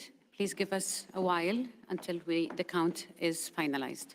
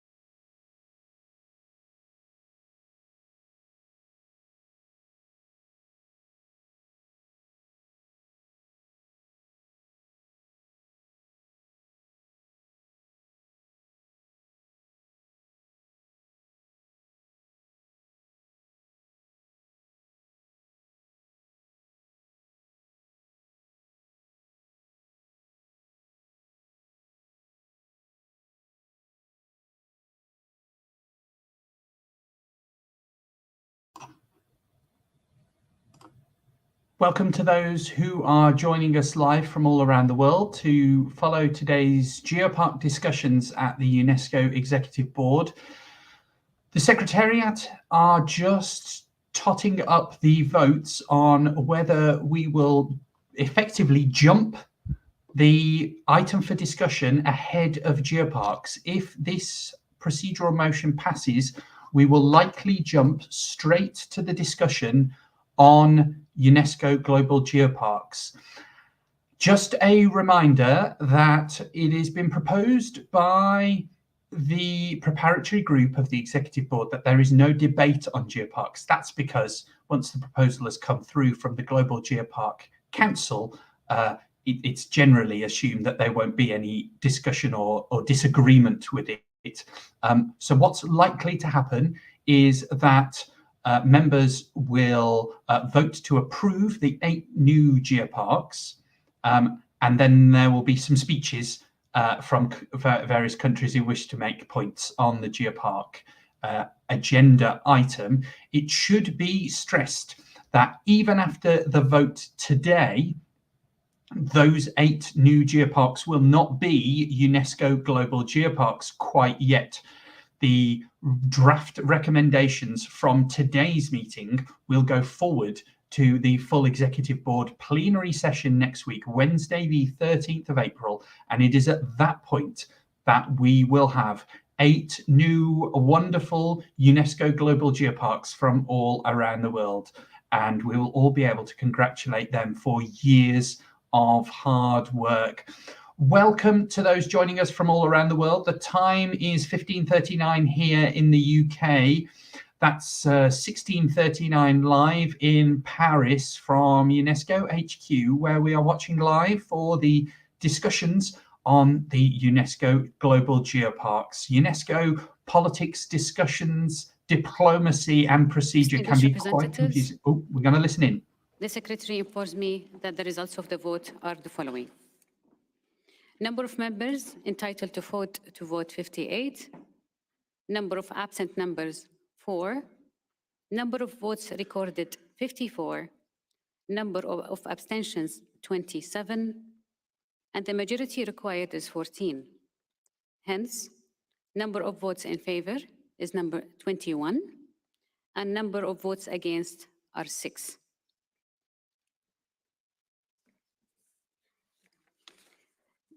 Therefore, the item is adjourned until Synodie. The results of this vote shall be duly noted in the summary record of this meeting. Is there any country who would like to take the floor? Russia? Russian Federation, you have the floor. Thank you, Madam Chairperson. I would like to explain my vote. At a recent session of the Executive Board, For those of you joining us live, what's just happened is the Commission has just approved a motion proposed by Germany and seconded by Italy that the agenda item number 25, Proclamation of the World Russian Language Day, be adjourned, that is to say, be postponed and discussed at another point. That passed with 21 votes in favour, 6 against. There were 27 abstentions and 4 members of the Commission were absent. So with a majority needed of 14, it did indeed pass. What's likely therefore to happen is the chair is offering members a chance to speak following that vote. The Russian Federation, obviously, as the main proponent of this, are taking their chance to put their views forward.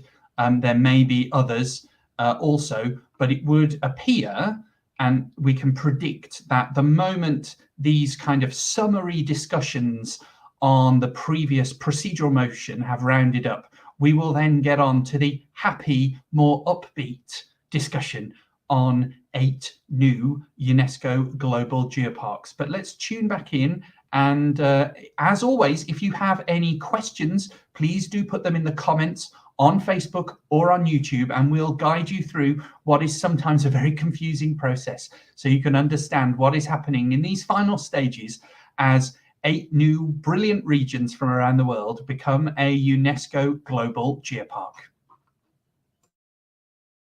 Against 258 million people who speak Russian, including people living in their own countries. Just in Germany, there's 400 and some thousand people who speak Russian.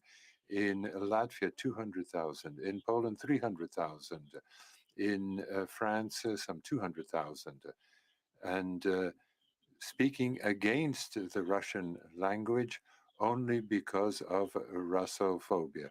And this just after we adopted a draft resolution tabled by Andorra, which is a wonderful text that shows us how we need to build the road to peace by doing away with such Russophobias. Now, after taking power in Kiev in 2014, the neo-Nazis the ambassador from Russia there making a point following this. It looks like a number of delegations are leaving their seats as the speech is made by the ambassador, but that could just be circumstantial. We await to see what happens here live from UNESCO HQ in Paris. We're bringing you this commentary from the UK on behalf of the Charnwood Forest Geopark, an aspiring UNESCO Global Geopark from the UK. Once this speech has finished, and if there aren't any speeches in response to the speech by the Russian Federation, is it is expected that after our long wait, it might have been expected that we would have done this maybe 4 or 5 hours ago, earlier today, but it looks like we will shortly have the proposals for 8 new geoparks coming forwards. Let's just take a moment to remind ourselves where those 8 geoparks are in the world.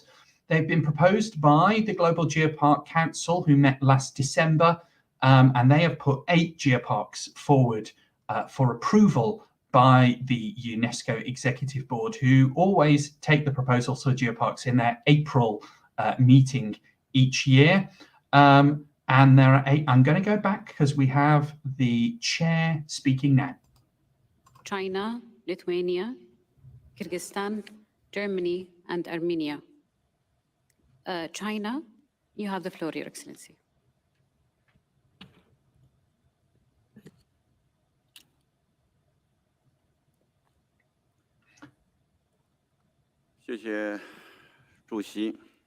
We will just listen in for a moment just to check where the discussion's going. This session has taken this decision when handling an issue closely linked to UNESCO's mission, and I am very disappointed. So it looks like a number of countries have requested the floor to make statements following that decision by the UNESCO Executive Board to postpone debate on the proclamation of a World Russian Language Day, which was due to be discussed just in advance of the UNESCO Global Geoparks motion. What is likely to happen now is the debate could get, well, there's not a debate, but countries will make statements. Those of you joining us live from all around the world, welcome. We are just waiting for this discussion to wrap up on a very in-depth procedural motion on the ordering of the debate in the UNESCO Executive Board, and then we'll be straight on to the geoparks. While we are waiting, let's go back to what we were just saying about the fact that there are 8 regions from around the world who have been proposed to become UNESCO Global Geoparks. They were proposed by the Global Geopark Council last December, and their names have been put forward to be considered at this UNESCO Executive Board. It is always the April meeting of the UNESCO Executive Board that sees the new geoparks considered. The first part is today, hopefully, if the debate doesn't go on too much longer, but I'm very hopeful that it will occur in the next, I think it could only be a matter of a few moments, he says, but maybe it's going to be longer, but I would say it will definitely occur within the next half an hour. And we are, even if it didn't occur then, the chair has already announced that they are likely to have an extended session this evening, Paris time. So we're going to hear something about geoparks from UNESCO in the next few hours. But I think we're very, very close now to hearing something from UNESCO HQ about geoparks. But what will happen, and you'll hear ambassadors from countries talking about the DR. The DR is the draft resolution. And so what will happen is, because this is a matter that won't be debated, but may be discussed, what's likely to happen is the chair is likely to put the geopark proposal straight to a vote to be accepted, and the draft recommendation, the DR, will be accepted by the Commission. It is important to stress that at this point, those 8 regions do not become UNESCO geoparks. They will have to wait just a little bit longer, because what will happen is all of the discussion and debate from today's meeting of the Programme and External Relations Commission of UNESCO will be brought together in a report and presented to the plenary session of the Executive Board next week on Wednesday, the 13th of April. We'll be bringing you a new live stream that day to bring you all the news as it happens, because it is at that point when the report and draft recommendations of today's meeting are accepted by the Executive Board in its totality that we will have 8 new wonderful UNESCO Global Geoparks from all around the world. And let's remind ourselves where they are from, and apologies in advance for getting the pronunciation of these brilliant places wrong. But we have the Geopark Ries from Germany. We have the Plattebergens Geopark from Sweden. Gockfell to you in Sweden, anyone joining us. The Melodal Geopark and Naturpark. I got a dual designation there in Luxembourg. We have the Buzău Land Geopark in Romania. We also have the Salpozelke Geopark, and I look to our Finnish colleagues to teach me much better how to say that. There is also the Kefalonia Ithaca Geopark in Greece. And then last, but by very means not least, 2 brilliant geoparks from Brazil, the Geopark Caminos dos Caninos do Sul, and also the Geopark Cerrido in the Rio Grande do Norte region of Brazil. And our hopes are that we will see some lovely, uplifting, positive debate about those 8 new geoparks in just a few moments' time. And then we will see their final approval next week at the plenary session of the UNESCO Executive Board. That Wednesday, the 13th of April. Set your calendars and we will update you as soon as we know a more specific time. But we'll be bringing you a live stream and guiding you through what is sometimes the murky waters of UNESCO procedure. It should be said that the reason there's likely to be more discussion today is there's more time for it. So although we are 4 or 5 hours behind schedule, there is slightly more time to focus on geoparks within the PX Commission. That's the Programme and External Affairs Commission, the PX Commission, whereas the debate and discussion next week on Wednesday will be on the report and the draft recommendations as a whole. And it's generally frowned upon for a country to reopen the debate on a particular issue at that point. So if it does happen, we will see debate on some geoparks. Many of the geoparks who are being proposed today, their nation states are members of the Executive Board. There are 58 members of the Executive Board, and so not every member state is, but some do. So I think it's likely that Brazil, which is a member state of the Executive Board as well as UNESCO, I think it's likely that the Brazilian delegation will seek to take the floor once those have been approved by the Commission. And of course, Germany, another member of the Executive Board, we've already seen. I'm just looking down the list now.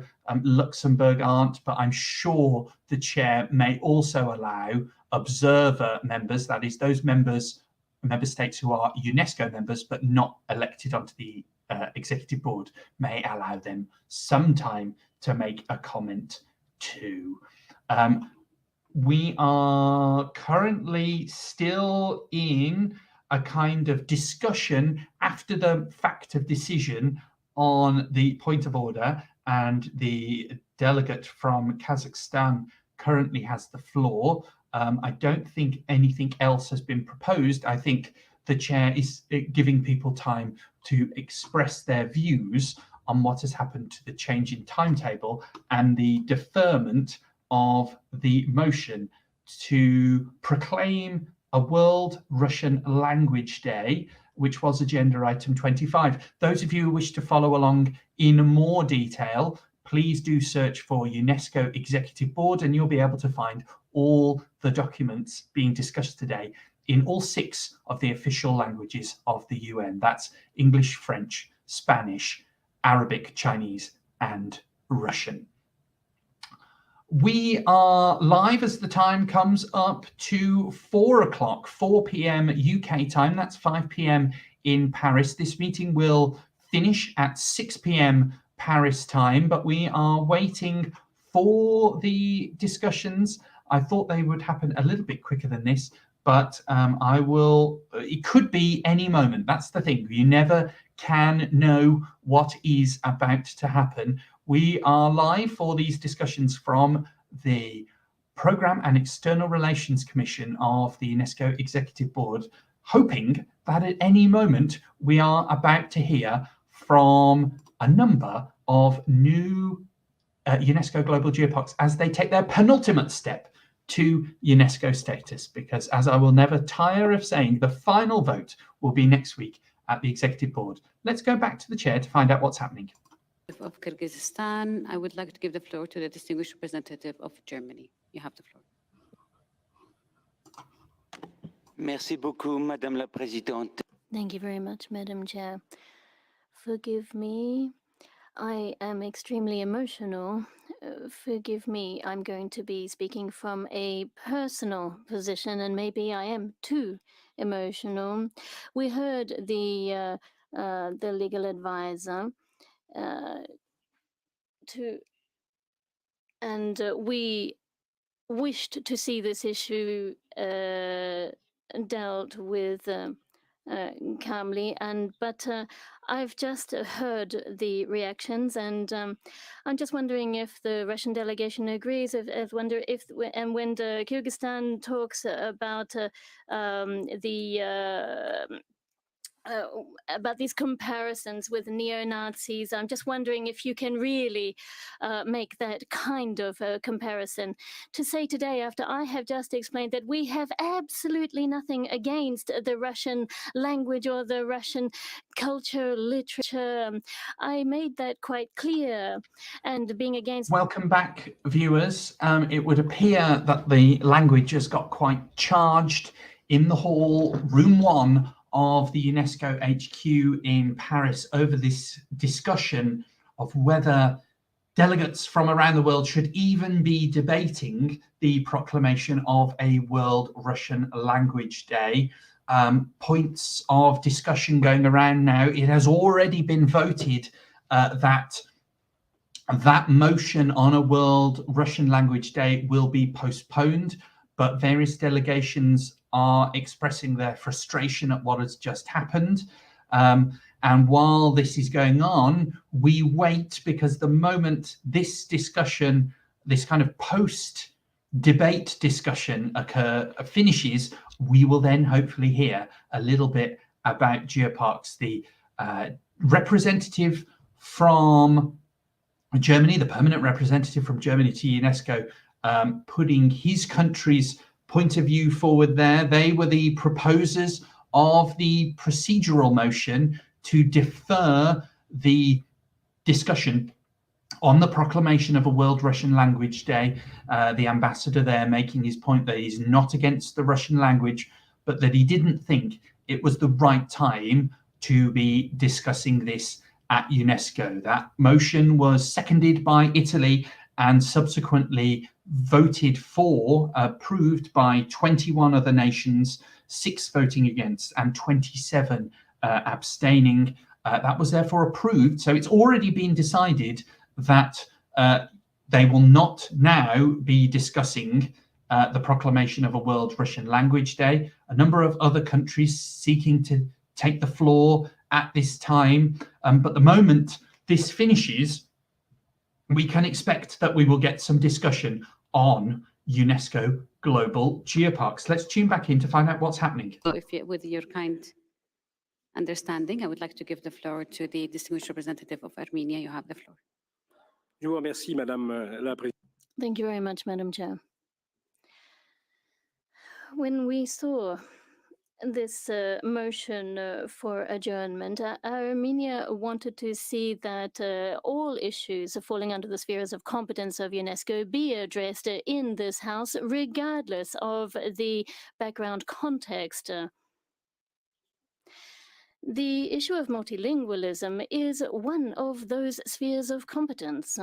And for us, it was absolutely natural and legitimate that our attachment to this basic value of our organization be discussed and be therefore handled in this body. Thank you. Thank you, Distinguished Representative of Armenia. I would like to give the floor to the Distinguished Representative of South Africa. Thank you, Madam Chair. South Africa would like to provide an explanation of vote.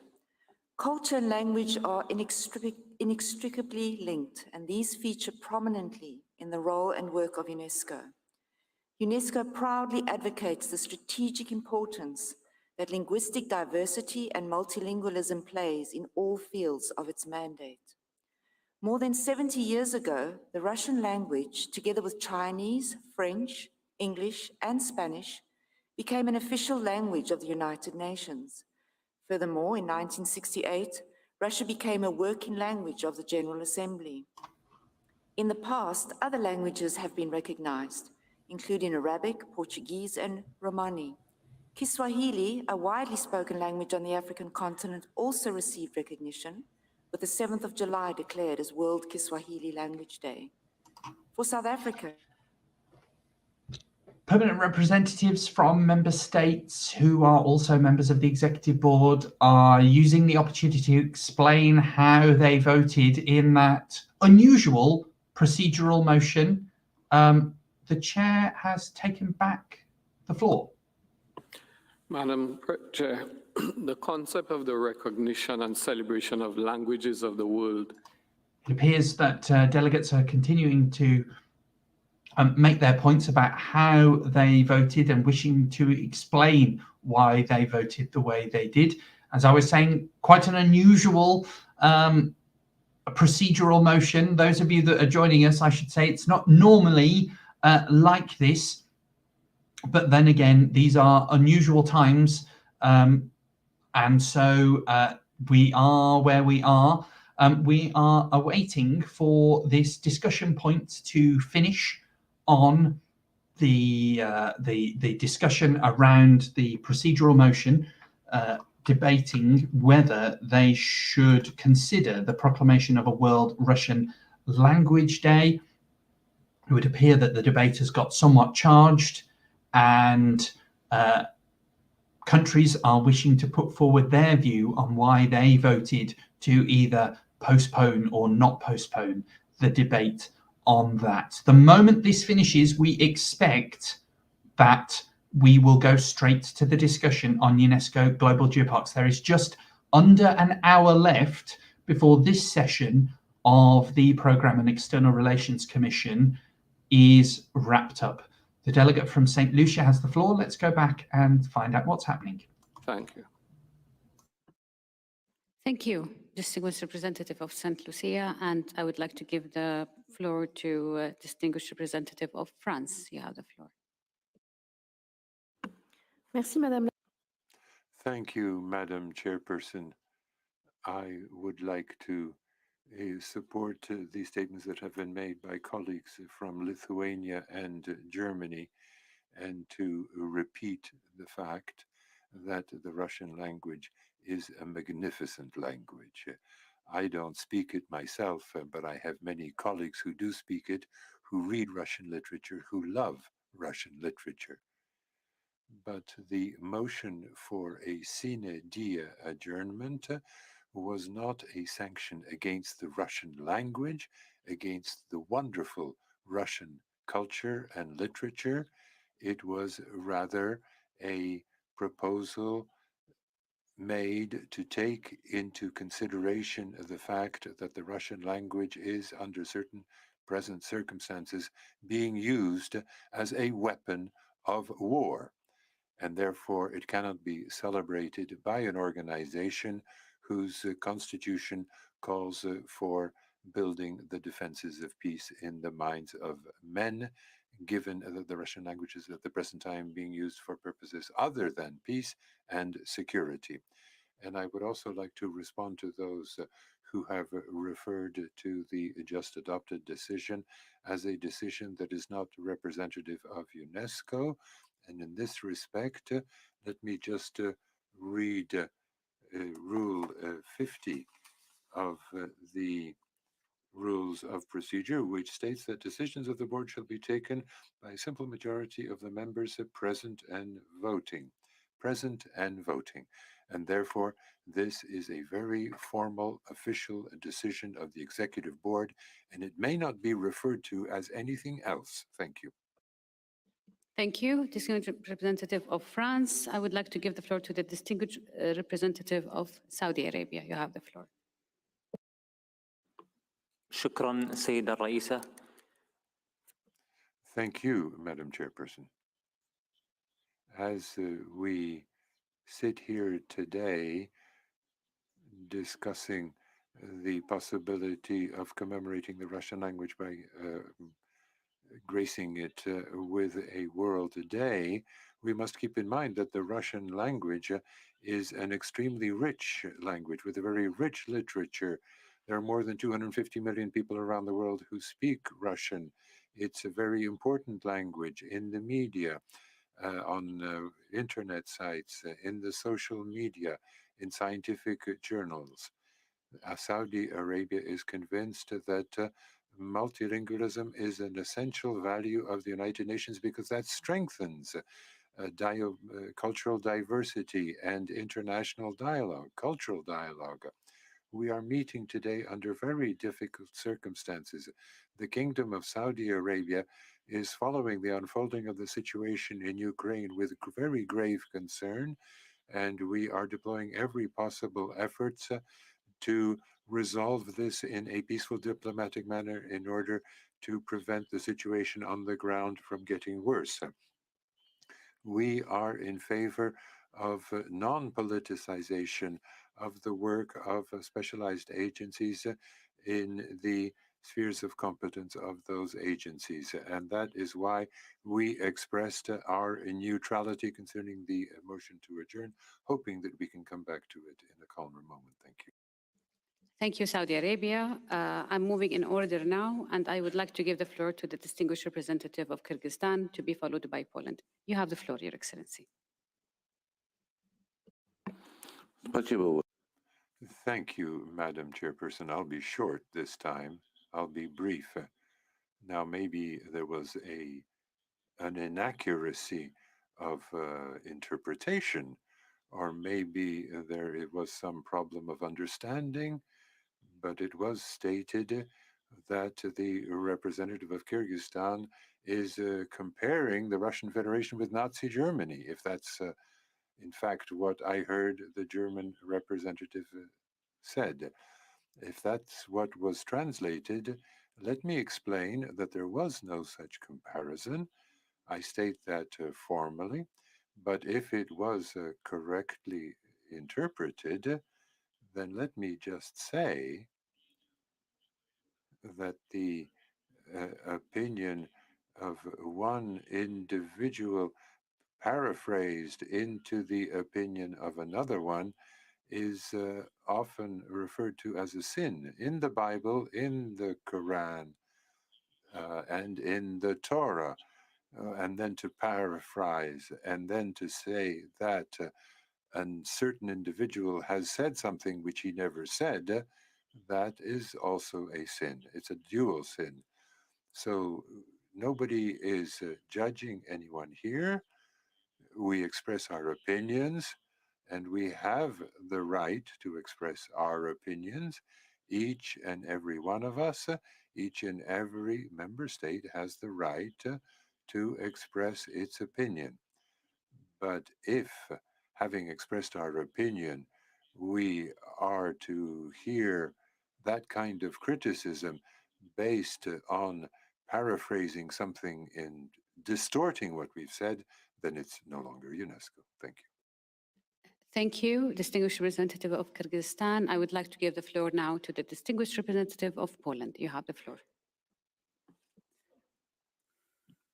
Thank you very much, Madam Chair. We respect that there is a large community of people around the world speaking Russian language.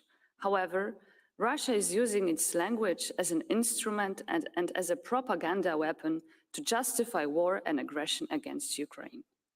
Therefore, it is not the right time to discuss an item on World Russian Language Day, while in the same time, people of Ukraine are paying. We are waiting for the discussion to come to a conclusion following a decision by the Commission to defer the debate on the proclamation of a World Russian Language Day. This has caused some disagreement, even though the decision has already been made and cannot be reopened, the decision being made to defer this. Let's just go back to the chair. List of speakers explaining the vote. And if you allow me just to give a sentence in this regard, since we have closed this item and we decided on it. As a chair, it pains me to see that the Executive Board is pushing towards a vote on any item. And in the future, I hope that the Executive Board will always reach consensus and will always find a room where we can agree on things, whether to delay a discussion or whether to agree on something or whether to find a common ground on anything. And with that, I would like to move to the next item. Thank you. Next item is item 9, UNESCO Global Geoparks. The reference documents for this item are, thank you, ADG. Thank you. 214 EX9, 214 EX9 INF. The proposed draft decision for this item can be found in paragraph 3 of document 214 EX9. As you Here is recall, the discussion. this item was suggested for consideration without debate by the Executive Board.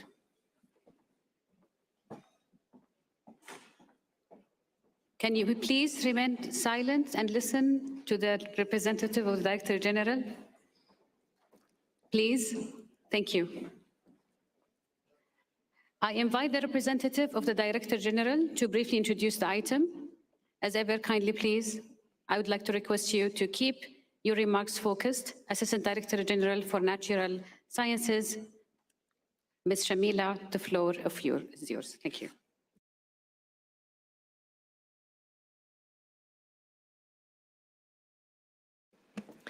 Thank you, Madam President. Good afternoon, Excellencies, ladies and gentlemen. It gives me great pleasure to present to you today, very briefly, Executive Board Document 214EX/9, as well as the details of the nominations for Geoparks 214EX/9 INF. Excellencies, Madam President, the Geopark concept arose in the mid-1990s as a response to the need to conserve and enhance the value of areas of geological significance in Earth history.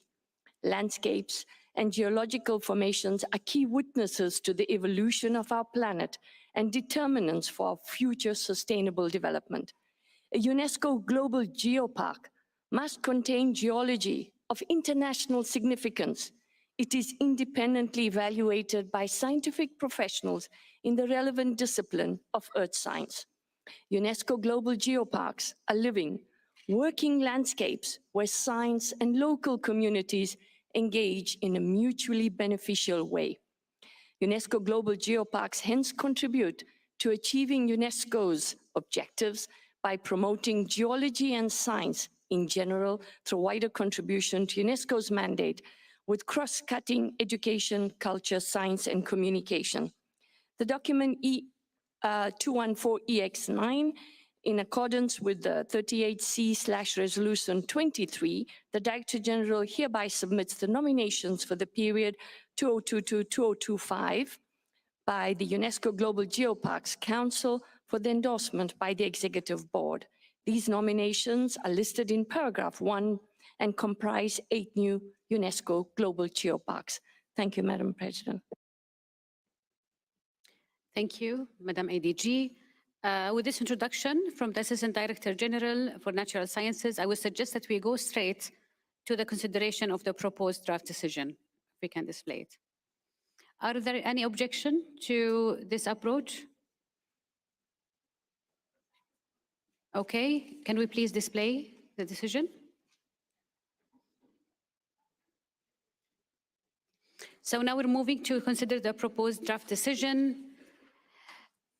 And I would like to ask you if the Commission is in agreement with the adoption of the proposed draft decision in its entirety. Can we adopt? I see no plates up, so we adopt the decision in its entirety. It is adopted.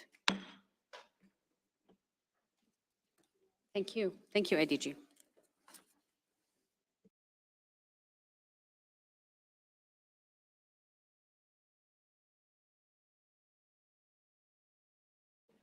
With your permission, I would like to give the floor to the distinguished representative of Sweden who requested the floor.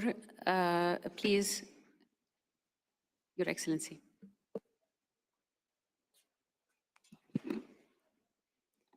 Thank you, Madam Chair. Please allow me first, as this is the first time Sweden is taking the floor, to congratulate you on your election and commend you for in the manner in which you are conducting this meeting.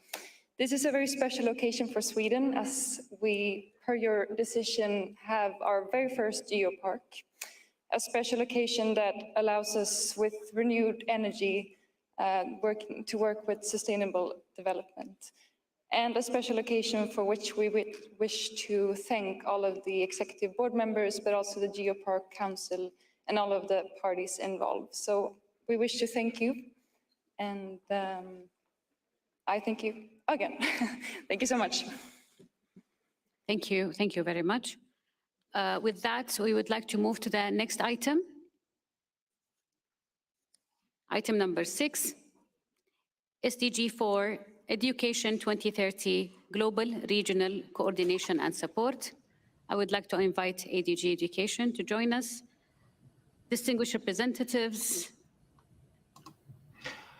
So there we have it. We had to wait a while, but 8 new UNESCO Global Geoparks were just approved by the Programme and External Relations Commission.